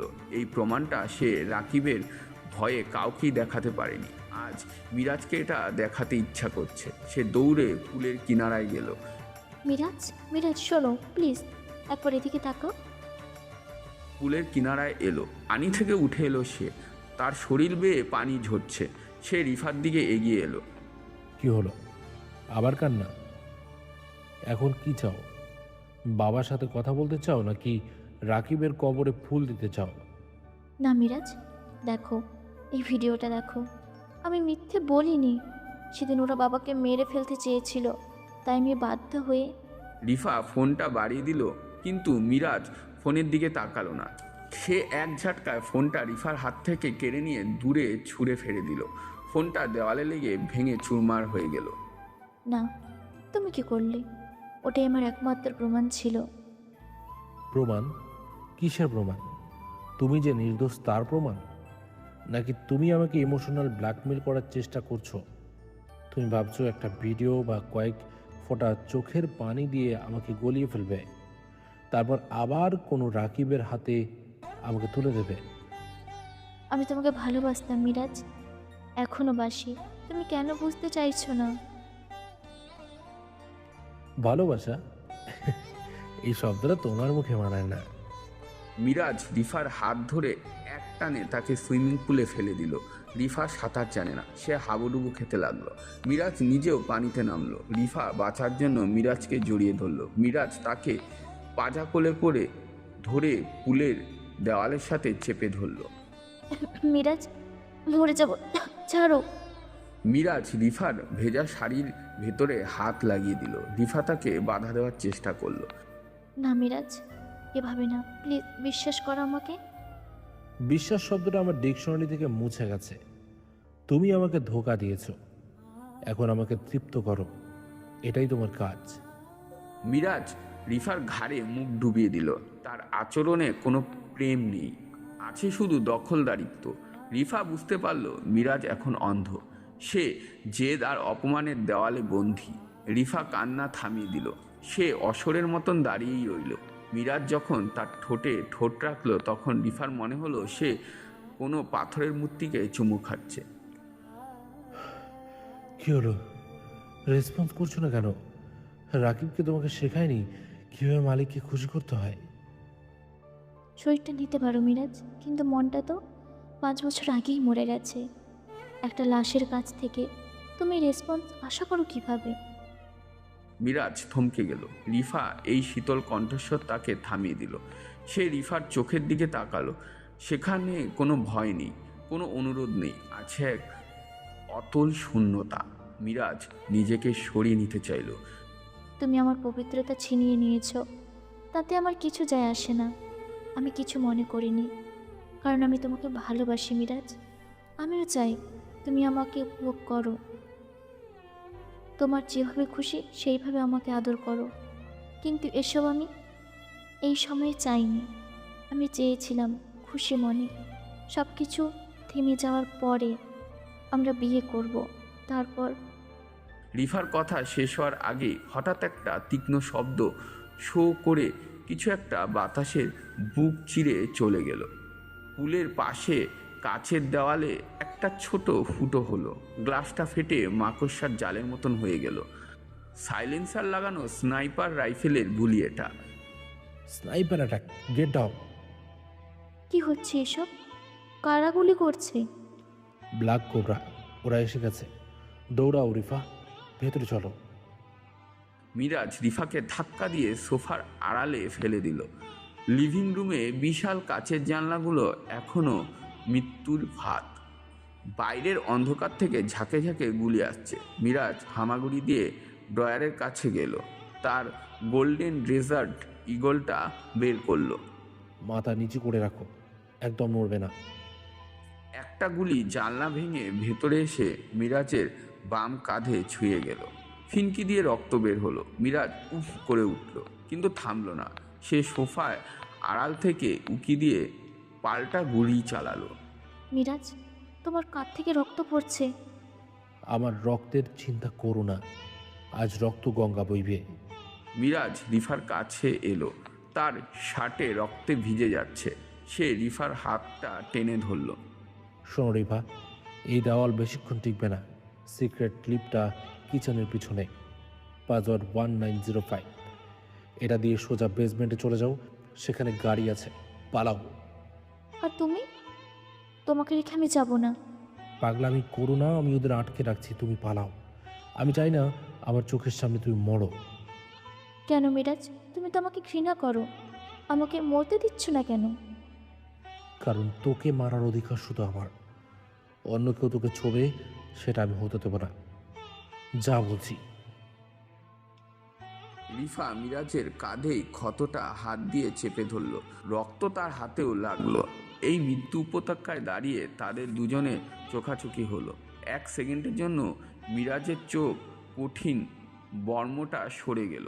সেখানে ভেসে উঠল 5 বছর আগে সেই ভালোবাসা, সেই হাহাকার। আমি তোমাকে ছেড়ে কোথাও যাব না মিরাজ, মরলে দুজন একসাথেই মরবো। তুই? কথা শেষ করার সময়ও পেল না মিরাজ। বিকট শব্দে পেন্ট হাউসের মেইন ডোর ব্লাস্ট হয়ে উড়ে গেল। ধোয়ার কুণ্ডলি পাকিয়ে ভেতরে ঢুকলো কমান্ডো ড্রেস পরা 10 থেকে 12 জন সশস্ত্র লোক, ব্ল্যাক কোবরার গ্যাং। তাদের হাতে অটোমেটিক সব মেশিন গান। তাদের লিডার বলল, মিস্টার ফিনিক্স, খেলা শেষ, বেরিয়ে এসো। তোমাকে আমরা নিয়ে যেতে এসেছি। মিরাজ রিফাকে নিজের শরীরের পেছনে আড়াল করলো। তার এক হাতে পিস্তল, অন্য হাতে রিফার হাত। তার চোখে আবার সেই খুনের নেশা। রিফা, আমার বেল্টের পিছনে আরেকটা ছোট গান আছে, ওটা বের করো। আর যদি মরতে হয় তবে রাজার মতো লড়ে মরবো। রিফা কাঁপতে কাঁপতে মিরাজের কোমর থেকে ছোট পিস্তল বের করলো। সে কোনোদিন বন্দুক ধরেনি, কিন্তু আজ ভালোবাসার মানুষের জন্য সে সব পারবে। মিরাজ আর রিফা দুজনেই দুই মেরুর মানুষ, আজ এক বিন্দুতেই দাঁড়িয়ে। সামনে সাক্ষাৎ মৃত্যু। রেডি? রেডি? মিরাজ সোফার আড়াল থেকে লাফ দিয়ে উঠল। মিরাজ এক হাতে রিফার হাত শক্ত করে ধরে আছে, অন্য হাতে গোল্ডেন ডেজার্ট ঈগল। করিডোরের শেষ প্রান্তের থেকে ব্ল্যাক কোবরা গ্যাংয়ের 3 জন কমান্ডো ছুটে আসছে। মিরাজ দেওয়ালে আড়াল থেকে বেরিয়ে পরপর 3টা গুলি চালালো। 1, 2, 3 হেডশট। ওদের হেলমেটগুলো প্লাস্টিকের নাকি? মিরাজ সামনে তাকাও, লিফট বন্ধ। ওরা সিঁড়ি দিয়ে উঠেছে, আমরা আটকা পড়ে গেছি। আটকা পড়া শব্দটা আমার পছন্দ না রিফা। আমি পথ খুঁজি না, পথ তৈরি করি। ছাদের দিকে চলো। মিরাজ রিফাকে টেনে নিয়ে সিঁড়ি দিয়ে ছাদে উঠালো। ছাদের দরজাটা লাথি মেরে খুলে ফেললো। বাইরে তখন ঝকঝকে বাতাস। 60 তলার উপর থেকে ঢাকা শহরকে আজ খুব ছোট মনে হচ্ছে, কিন্তু ছাদের অন্য প্রান্তে দিয়ে আরও কয়েকজন কমান্ডো উঠে আসছে। মিস্টার ফিনিক্স, সারেন্ডার করুন, পালানোর কোনো পথ নেই। পালানোর পথ নেই? আকাশ তো এখনো খোলা। মিরাজ, ওরা ঘিরে ফেলেছে, এখন কি হবে? আমরা কি মরে যাব? মরবো তো একদিন অবশ্যই, কিন্তু আজ না। আর এদের হাতে তো একদমই না। রিভা, আমাকে বিশ্বাস করো। কি করতে চাইছো তুমি? ওই যে পাশের কনস্ট্রাকশন বিল্ডিংটা দেখছো, ওটার গায়ে সেফটি নেট লাগানো আছে। দূরত্ব 15 ফুট। তুমি পাগল হয়েছো? 15 ফুট নিচে তাকাও মিরাজ, 60 তলা। পড়লে হাড়গুলো পাওয়া যাবে না। আর এখানে থাকলে ওরা আমাদের ঝাঁঝরা করে দেবে। আমার সাথে মরতে হলে বাঘের কলিজা লাগে রিফা। আছে তোমার সেই কলিজা? একটু আগেই তো বলেছিলে মরলে দুজন একসাথে মরবো। হ্যাঁ বলেছিলাম, আর তার প্রমাণও এখন দিব। চলো। মিরাজ রিফার কোমরে শক্ত করে হাত রাখলো। কমান্ডোরা গুলি চালানো শুরু করলো। বুলেট মিরাজের পায়ের কাছে এসে লাগলো। লাফাও রিফা, এখন। আল্লাহ। মিরাজ আর রিফা ছাদের কার্নিশ থেকে শূন্যে ঝাঁপ দিল। কয়েক সেকেন্ডের জন্য তারা হাওয়ায় ভাসলো, মনে হলো সময় থমকে গেছে। এরপরই তারা আছড়ে পড়ল পাশের বিল্ডিংয়ের সবুজ সেফটি নেটের উপর। আমাকে জড়িয়ে ধরো। মিরাজ নিজেকে নিচে এবং রিফাকে নিজের বুকের উপর রাখল। নেটের উপর পড়ায় প্রচণ্ড গতিতে নেট ছিঁড়ে গেল। তারা দুজনই বাড়ি খেলো বিল্ডিংয়ের কংক্রিটের বিমের সাথে। একটা রড মিরাজের পেটের মাংস ভেদ করেই ঢুকে গেল। উফ। মিরাজ, মিরাজ তুমি ঠিক আছো? ইয়া আল্লাহ, কত রক্ত! আমি ঠিক আছি, শুধু শার্টটা নষ্ট হলো। ওঠো রিফা, এখানে বেশিক্ষণ থাকা যাবে না, ওরা নিচে নামছে। তুমি উঠতে পারছো না? তোমার পিঠ দিয়ে রক্ত পড়ছে। বললাম তো ওঠো, ব্যথা পরে, জীবন আগে। ওই যে সার্ভিস লিফট, ওটা দিয়ে নিচে নামবো, জলদি। মিরাজ যন্ত্রণায় কুকড়ে গেলেও রিফাকে বুঝতে দিল না। সে রিফার কাঁধে ভর দিয়ে কোনো মতে উঠে দাঁড়ালো। তারা অন্ধকারে সুযোগ নিয়ে নির্মাণধারী বিল্ডিংয়ের সার্ভিস লিফটে ঢুকলো। রাত 11:30। মুষলধারে বৃষ্টি, হাইওয়ে প্রায় ফাঁকা। একটি পুরনো ট্রাক হাইওয়ে দিয়ে আঁকাবাঁকা হয়ে চলছে। ট্রাকের ড্রাইভিং সিটে মিরাজ, তার শরীর ঘেমে আর রক্তে একাকার। পাশে রিফা বসে আছে। সে তার শাড়ির আঁচল ছিঁড়ে মিরাজের কাঁধের ক্ষতে চেপে ধরে আছে। তারা সেখান থেকে সেই ট্রাক নিয়ে বেরিয়েছে। মিরাজ, গাড়ি থামো প্লিজ। তোমার শরীর থেকে প্রচুর রক্ত যাচ্ছে, তুমি সেন্সলেস হয়ে যাবে। আমাকে চালাতে দাও। তুমি ট্রাক চালাতে পারো না রিফা? স্টিয়ারিং অনেক শক্ত, আর বেশিক্ষণ না, গাজীপুরের জঙ্গলে একটা সেফ হাউস আছে আমার, ওখানে পৌঁছতে হবে। কেন করছো এসব? কেন নিজের জীবন দিচ্ছ আমার জন্য? তুমি তো আমাকে ঘৃণা করো। ঘৃণা করি, হ্যাঁ ঘৃণা করি, কিন্তু আমার ঘৃণার বস্তুকে অন্য কেউ মারবে সেটা আমি সহ্য করতে পারবো না। তোমাকে মারার অধিকার শুধুই আমার। এই অবস্থায়ও তোমার ইগো কমছে না। তুমি মানুষ না পাথর? পাথর ছিলাম বলেই 5 বছর টিকেছিলাম রিফা, মানুষ হলে কবেই মরে যেতাম। মিরাজের দৃষ্টি ঝাপসা হয়ে আসছে, রাস্তার লাইটগুলো তার চোখে জোনাকির মতন লাগছে। হঠাৎ ট্রাকের চাকা স্লিপ করলো, মিরাজ নিয়ন্ত্রণ হারালো। রিফা, শক্ত করে ধরো। ট্রাকটি রাস্তা ছেড়ে জঙ্গলের ধারে একটি নিচু কালভার্টে গিয়ে সজোরে ধাক্কা খেল। ইঞ্জিনে ধোঁয়া উঠল। মিরাজ স্টিয়ারিংয়ের ওপর মাথা ফেলে দিল। মিরাজ, মিরাজ কথা বলো, চোখ খুলো প্লিজ। পালাও রিফা, ওরা আসছে, আমাকে রেখে পালাও।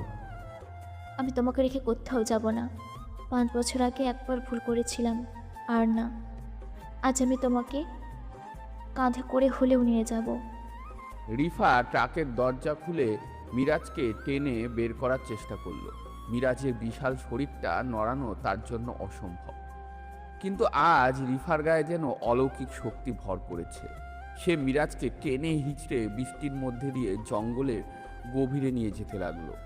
গাজীপুরের গভীর জঙ্গলে একটি পরিত্যক্ত ফরেস্ট বাংলোতে এসে পৌঁছলো তারা।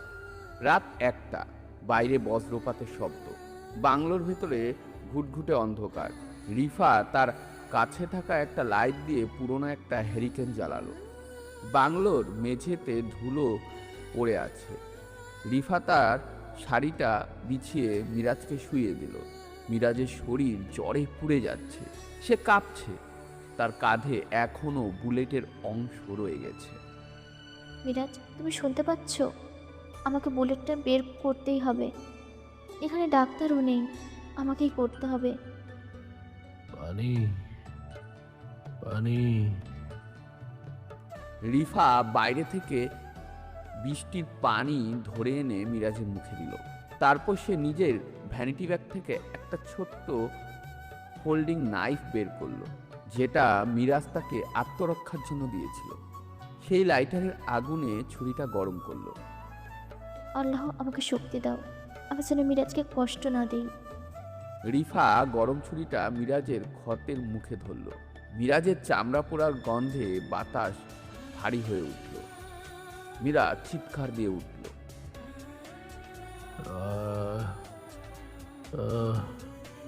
সহ্য করো মিরাজ, আরেকটু, এই তো হয়ে গেছে। রিফা আঙুল দিয়ে খিচিয়ে বুলেটটা বের করে আনলো। রক্ত ফিনকি দিয়ে তার মুখে লাগলো। সে দ্রুত নিজের শাড়ি একটু ছিঁড়ে ক্ষতস্থানে বেঁধে দিল। মিরাজ যন্ত্রণায় জ্ঞান হারালো। কিছুক্ষণ পর সে আবার প্রলাপ বকতে শুরু করলো। কেন, কেন রিফা? আমি তোমাকে ভালোবাসতাম, পুজো করতাম, তুই হাসলি, সবাই হাসলো। আমি নর্দমায় পড়েছিলাম, তুই দেখলি না? রিফা মিরাজের বুকে মাথা রাখে। চুপ করো মিরাজ, আর বলো না, আমি আর নিতে পারছি না। বল, কেন হাসলি সেদিন? রাকিব কি দিয়েছিল তোকে? টাকা, ক্ষমতা, আমার ভালোবাসা কি কম ছিল? আমি হাসিনি মিরাজ, আমি হাসিনি। আমার হাসিটা ছিল কান্না, তুমি দেখোনি? মিথ্যা, সব মিথ্যা, তুই বেঈমান।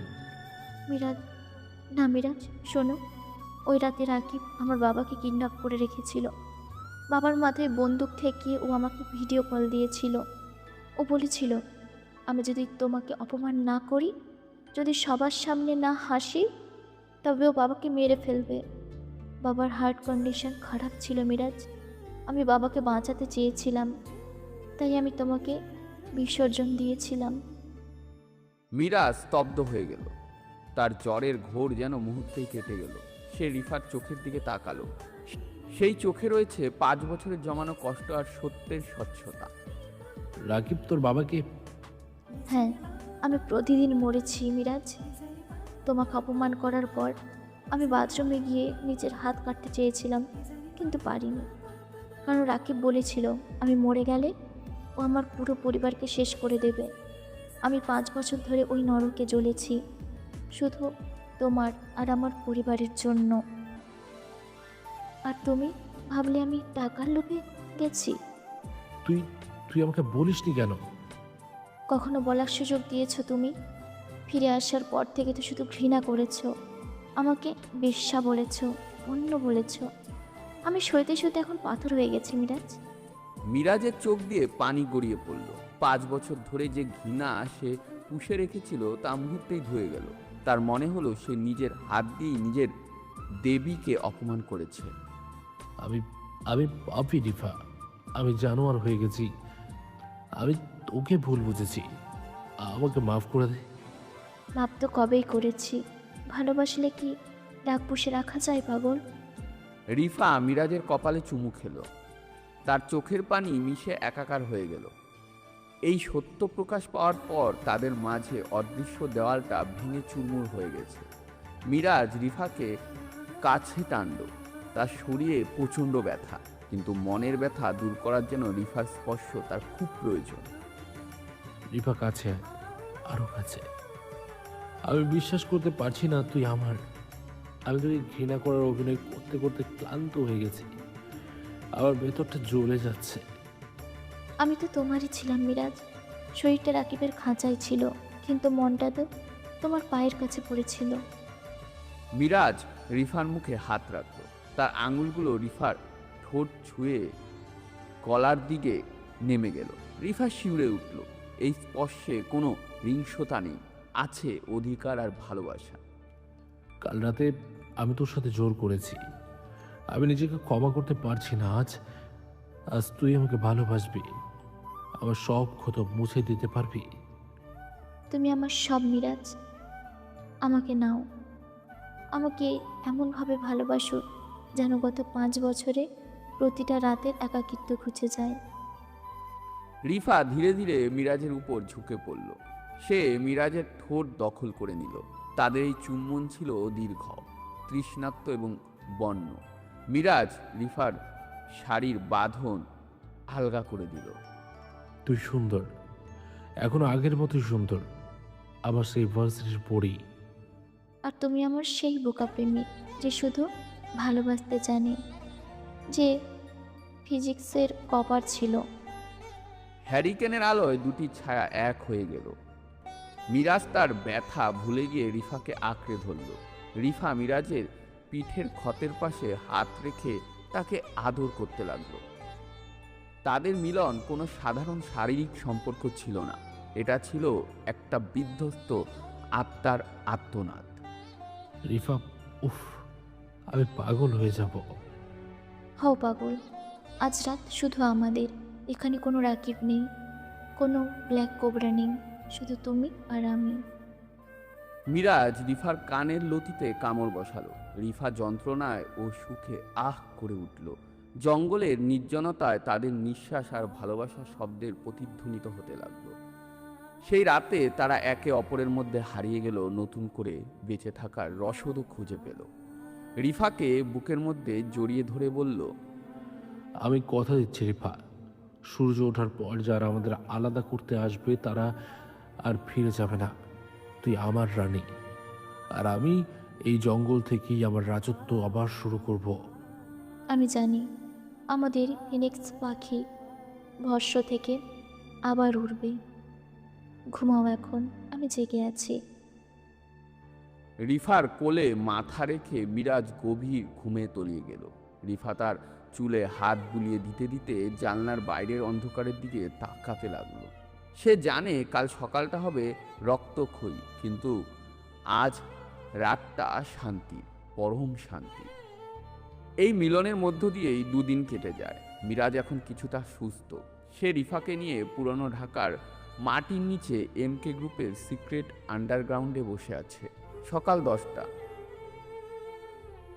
ঘরটির দেওয়ালগুলো সাউন্ড প্রুফ, চারিদিকে অত্যাধুনিক অস্ত্র সাজানো, মাঝখানে একটা শুটিং রেঞ্জ। গত 2 দিনে অনেক কিছু বদলে গেছে। রিফা এখন আর সেই ভীতু মেয়েটি নেই। তার পরনে ব্ল্যাক কার্গো প্যান্ট আর টাইট টি শার্ট, চুলগুলো পনিটেইল করা। সে শুটিং রেঞ্জে দাঁড়িয়ে আছে, তার হাতে মিরাজের দেওয়া ডেজার্ট ইগল। মিরাজ তার পেছনে দাঁড়িয়ে রিফার হাতের পজিশন ঠিক করে দিচ্ছে। মিরাজের কাঁধে ব্যান্ডেজ, কিন্তু তার চোখে এখন শিকারী বাঘের দৃষ্টি। হাত কাঁপলে চলবে না রিফা। লক্ষ্য যখন স্থির থাকে তখন হাত পাথর হয়ে যেতে হয়। ট্রিগারে আঙ্গুল ছোঁয়ানোর আগে ভাববে সামনের টার্গেটটা রাকিবের বুক। আমি তৈরি মিরাজ।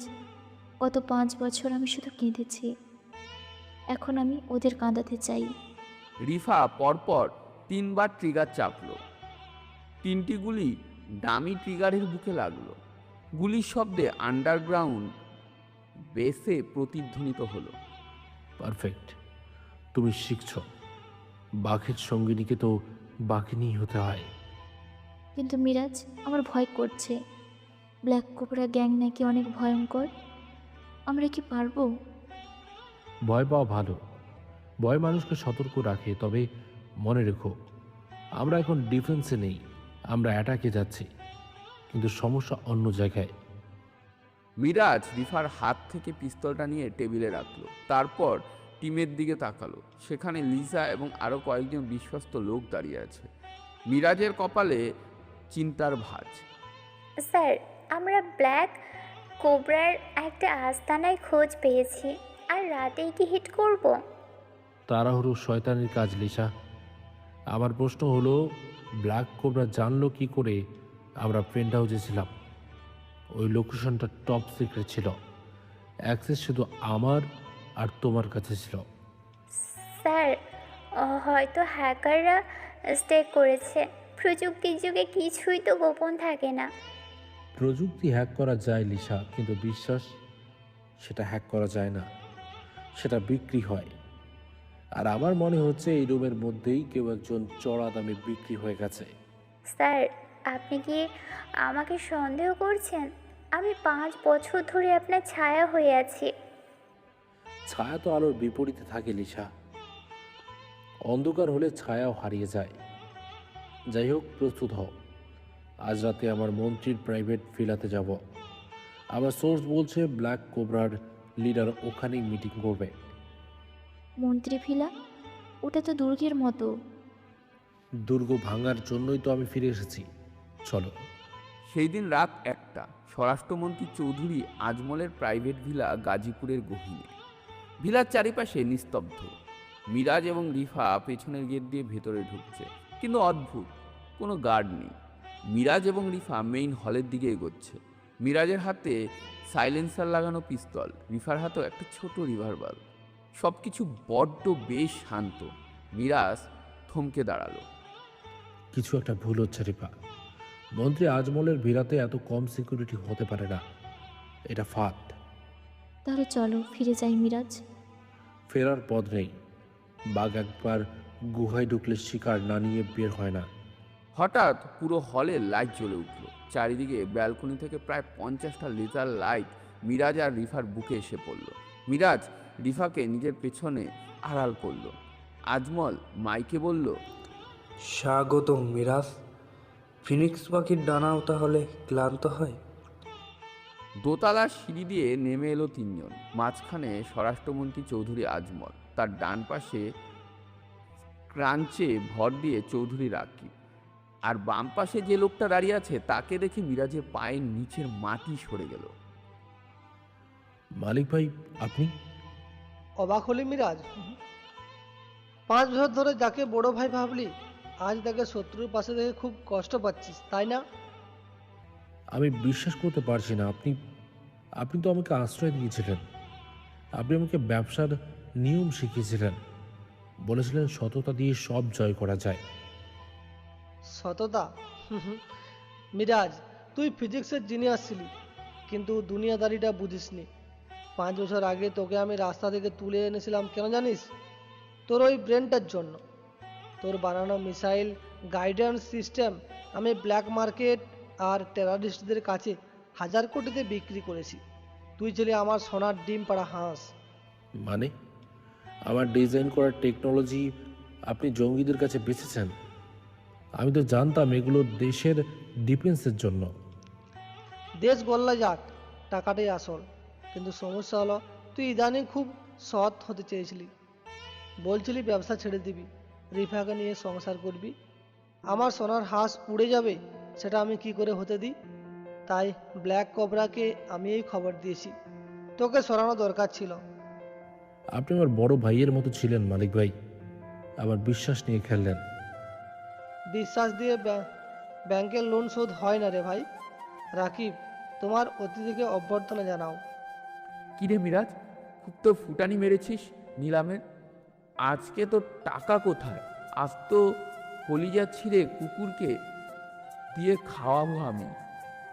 মিরাজ পিস্তল তুলতে গেল, কিন্তু তার কানের কাছে একটা ঠান্ডা ধাতব স্পর্শ অনুভব করলো। মিরাজ ঘাড় ঘোরালো, দেখলো তার সেক্রেটারি লিজা তার মাথায় বন্দুক ঠেকিয়ে দাঁড়িয়ে আছে।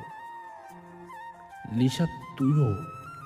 সরি স্যার, মালিক স্যার আমাকে 10 কোটি টাকা আর ইউরোপের ভিসা অফার করেছেন। টাকার লোভ ভালোবাসার চেয়ে বেশি স্যার। পিস্তলটা ফেলে দিন। লিসা, তুই একটা বেঈমান। মিরাজ তোকে বোনের মতো দেখতো। বোন দিয়ে পেট চলে না ম্যাডাম। গান ড্রপ করুন, নইলে মিরাজের মগজ উড়িয়ে দিব। মিরাজ রিফার দিকে তাকিয়ে ইশারা করলো। তারা দুজনের হাতে থাকা পিস্তল ফেলে দিল। মালিক হাসতে হাসতে নিচে নেমে এলো। গুড, খুব ভালো। গার্ডস, ওদের আলাদা কর। মিরাজকে খাঁচায় ঢোকা, আর রিফাকে, রাকিব ও তোমার যা খুশি করো। আজ 5 বছরের কোটা পূর্ণ করব। নিয়ে যা মেয়েটাকে পাশের রুমে। শালিকে 5 বছর আমার সাথে দেখেছি, কিন্তু ওর সাথে পড়তে পারিনি। সব সময় তার পাশে একটা ব্লেড রাখতো, কাছে যেতে দেয়নি। আজ ওকে খুলে খুলে খাবো আমি। খবরদার রাকিব, রিফার গায়ে হাত দিলে আমি তোর বংশ ধ্বংস করে দেবো। মালিক ভাই এটা করবেন না। আমাকে মারতে চান মারুন, কিন্তু রিফাকে ছোবেন না। আবেগের নাটক বন্ধ কর, নিয়ে যা। গার্ডরা মিরাজকে ধরে ফেলল এবং রিফাকে টেনে হিঁচড়ে পাশের রুমে নিয়ে গেল। রিফার কান্নায় ভিলাটা ভারী হয়ে উঠল। মিরাজকে মারতে মারতে হলের মাঝখানে রাখা একটা বিশাল লোহার খাঁচায় ঢোকানো হলো। মিরাজ এখন খাঁচার ভেতরে বন্দী। তার হাত পা শিকল দিয়ে বাঁধা। সামনের সোফায় বসে মালিক আর মন্ত্রী আজমল মদ খাচ্ছে। রাকিব পাশের রুমে গেছে রিফার কাছে। মিরাজ খাঁচার রড ধরে ঝাঁকাচ্ছে।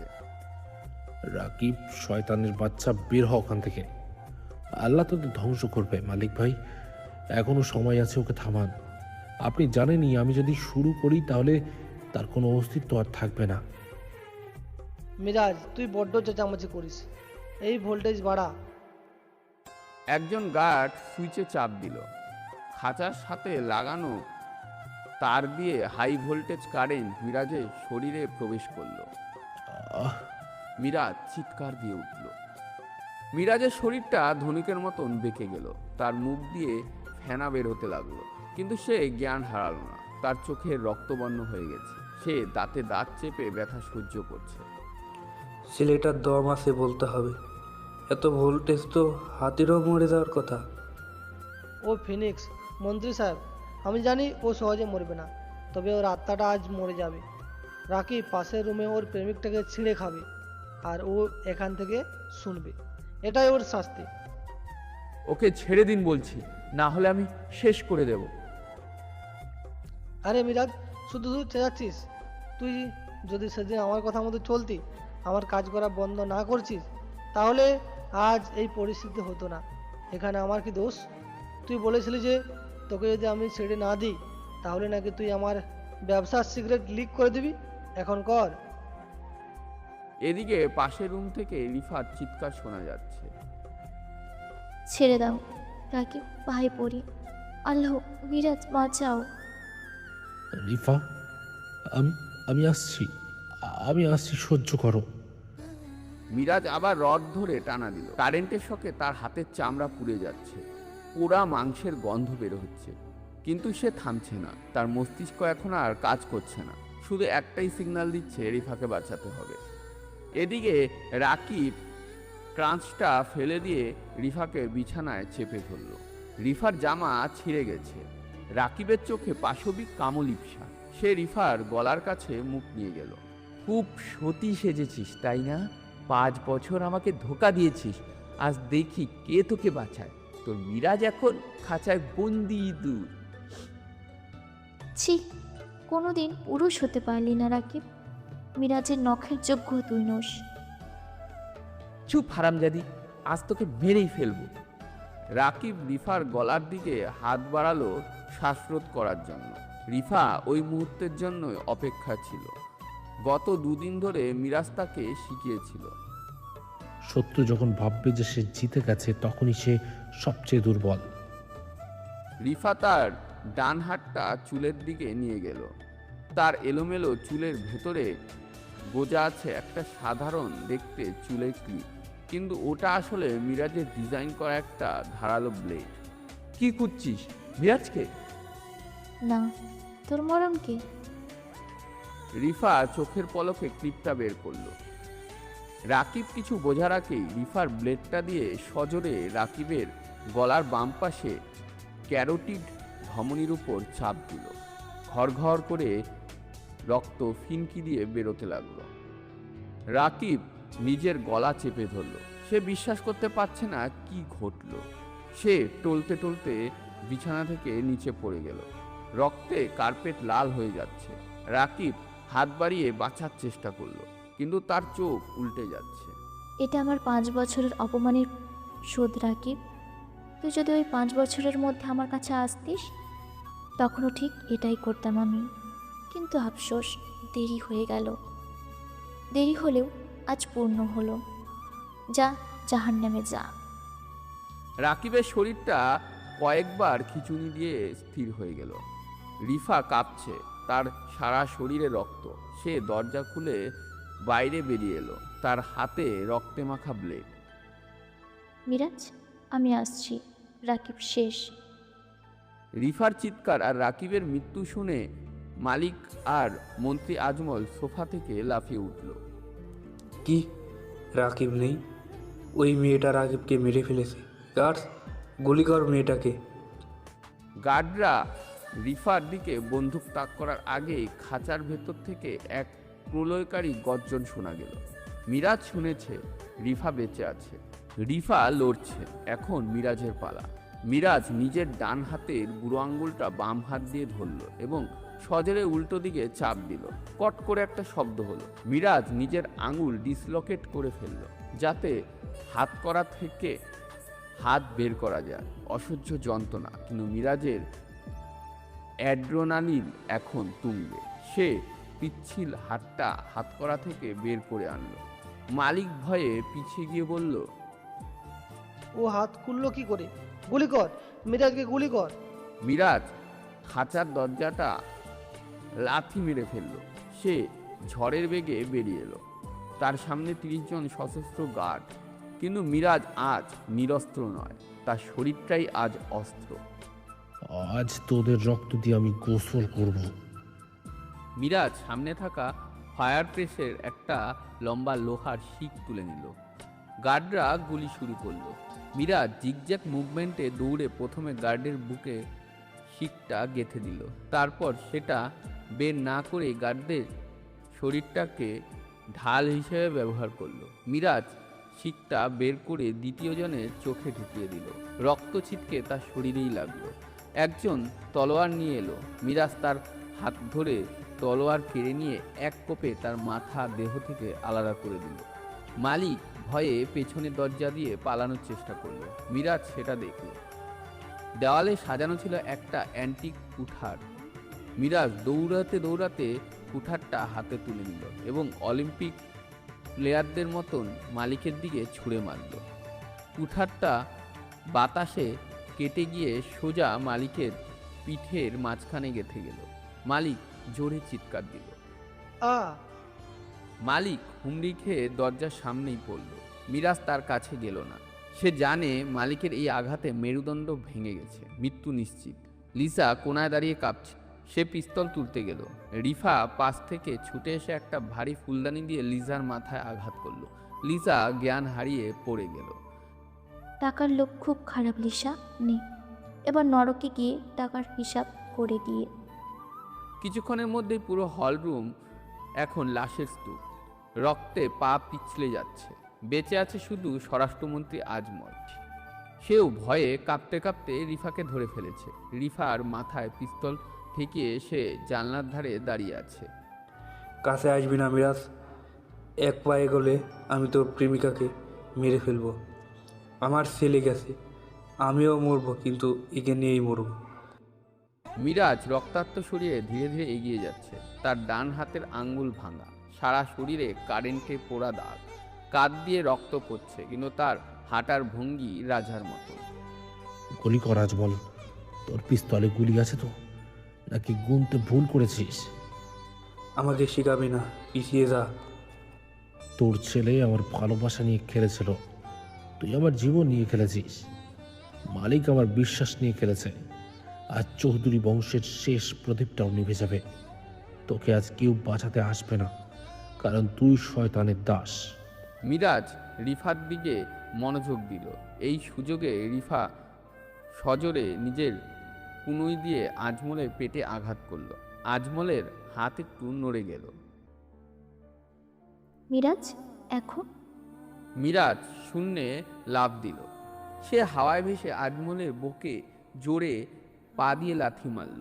লাথির আঘাতে আজমল ছিটকে গিয়ে জানলার কাঁচ ভেঙে দোতলা থেকে নিচে সুইমিং পুলে পড়ল। কিন্তু পুলের পানি ছিল না, সেটা সংস্কারের জন্য খালি করা ছিল। আজমল সোজা কংক্রিটের ফ্লোরে পড়ল। তার মাথা ফাটার শব্দ শোনা গেল। মিরাজ রিফাকে জড়িয়ে ধরল। তুই ঠিক আছিস? আমি ঠিক আছি, সব শেষ। না, শেষ অংশটুকু বাকি আছে। বেরোতে হবে এখান থেকে। পুলিশ আসার আগে সব প্রমাণ মুছে ফেলতে হবে।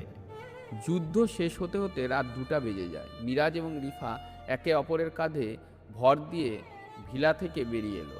তাদের দুজনের শরীরে এই রক্তে মাখা, জামা কাপড় ছেঁড়া, কিন্তু তাদের চোখে বিজয়ের দীপ্ত। মিরাজ পকেট থেকে একটা ছোট রিমোট কন্ট্রোল বের করলো। এটা কি? ব্যাকআপ প্ল্যান ছিল এটা। আমি জানতাম মালিক ভাই বা অন্য কেউ বেইমানি করতে পারে, তাই আসার সময় পুরো ভিলার ফাউন্ডেশনে C4 এক্সপ্লোসিভ বোম সেট করে এসেছিলাম। পাপের এই প্রাসাদ আজ ধুলোয় মিশে যাবে। মিরাজ আর রিফা গেট দিয়ে রাস্তায় উঠল। মিরাজ রিমোটের লাল বোতামে চাপ দিল। বুম! বিকট শব্দে রাতের আকাশ আলোকিত হয়ে গেল। মন্ত্রীর আলিশান ভিলা আগুনের গোলায় পরিণত হলো। আগুনের ললিহান শিখা আকাশের দিকে উঠে গেল। ভেতরে সমস্ত লাশ, সমস্ত প্রমাণ, মালিক আজমল, রাকিব সব ছাই হয়ে গেল। মিরাজ আর রাফি আগুনের দিকে পিঠ দিয়ে ধীর গতিতে হেঁটে আসছে। চল বাড়ি যাই। আমাদের বাড়ি কোথায় মিরাজ? যেখানে তুই আছিস ওটাই আমার বাড়ি। এভাবেই শেষ হয় মিরাজের গল্প। 6 মাস পর এক সন্ধ্যায় MK টাওয়ারের ছাদ, ঢাকা শহরের আকাশ আজ পরিষ্কার। গোধূলির আলোয় শহরটা সোনার মতো লাগছে। 60 তলার ওপর বাতাসের বেগ অনেক। আমি এখন শুধু বাংলাদেশের নই, এশিয়ার অন্যতম ক্ষমতাধর বিজনেস টাইকুন। আমার পরনে সাদা পাঞ্জাবি, হাতে তসবিহ। আমি এখন আর কালো স্যুট পরি না। ব্যবসায়িক জগৎ থেকে নিজেকে গুটিয়ে নিয়েছি। সব চ্যারিটিতে দান করছি। আমি একটা ইজি চেয়ারে শুয়ে আছি। আমার কোলে রিফার মাথা। রিফা এখন আমার স্ত্রী। রিফার পরনে নীল শাড়ি। আমার মুখের একপাশে একটা বড় কাটা দাগ, যেটা সেই ভিলার যুদ্ধের স্মৃতি। রিফা আমার চুলে বিলি কেটে দিয়ে বলে, মিরাজ কি ভাবছো? ভাবছি জীবনটা কত অদ্ভুত। 5 বছর আগে এই শহর আমাকে লাথি মেরে বের করে দিয়েছিল, আর আজ এই শহর আমার দিকে তাকিয়ে আছে। আমি কি শান্তি পেলাম মিরাজ? এত রক্ত, এত মৃত্যু। তোমার আঙুলটা এখনো ব্যথা করে? করে। ব্যথাটা ভালো, এটা মনে করিয়ে দেয় যে আমি বেঁচে আছি আর তুই আমার পাশে আছিস। মিরাজ পকেট থেকে একটা হীরের আংটি বের করলো। রিফার অনামিকায় পরিয়ে দিল। এটা নতুন করে দিলাম, রক্তের দাগহীন। এই শহর এখন জানি অপমানিত ছেলেটা ভার্সিটি থেকে পালিয়ে যায়নি, সে রাজা হতে গিয়েছিল। আর সে তার রানীকে নিয়ে ফিরে এসেছে। মিরাজ আর রিফা একে অপরের দিকে তাকিয়ে হাসলো। তাদের তাদের সিলুয়েটটা অস্তগামী সূর্যের আলোয় মিলে গেল। ঢাকা শহরের বাতিগুলো জ্বলে উঠেছে নিচে। রক্তাক্ত রাজমুকুট,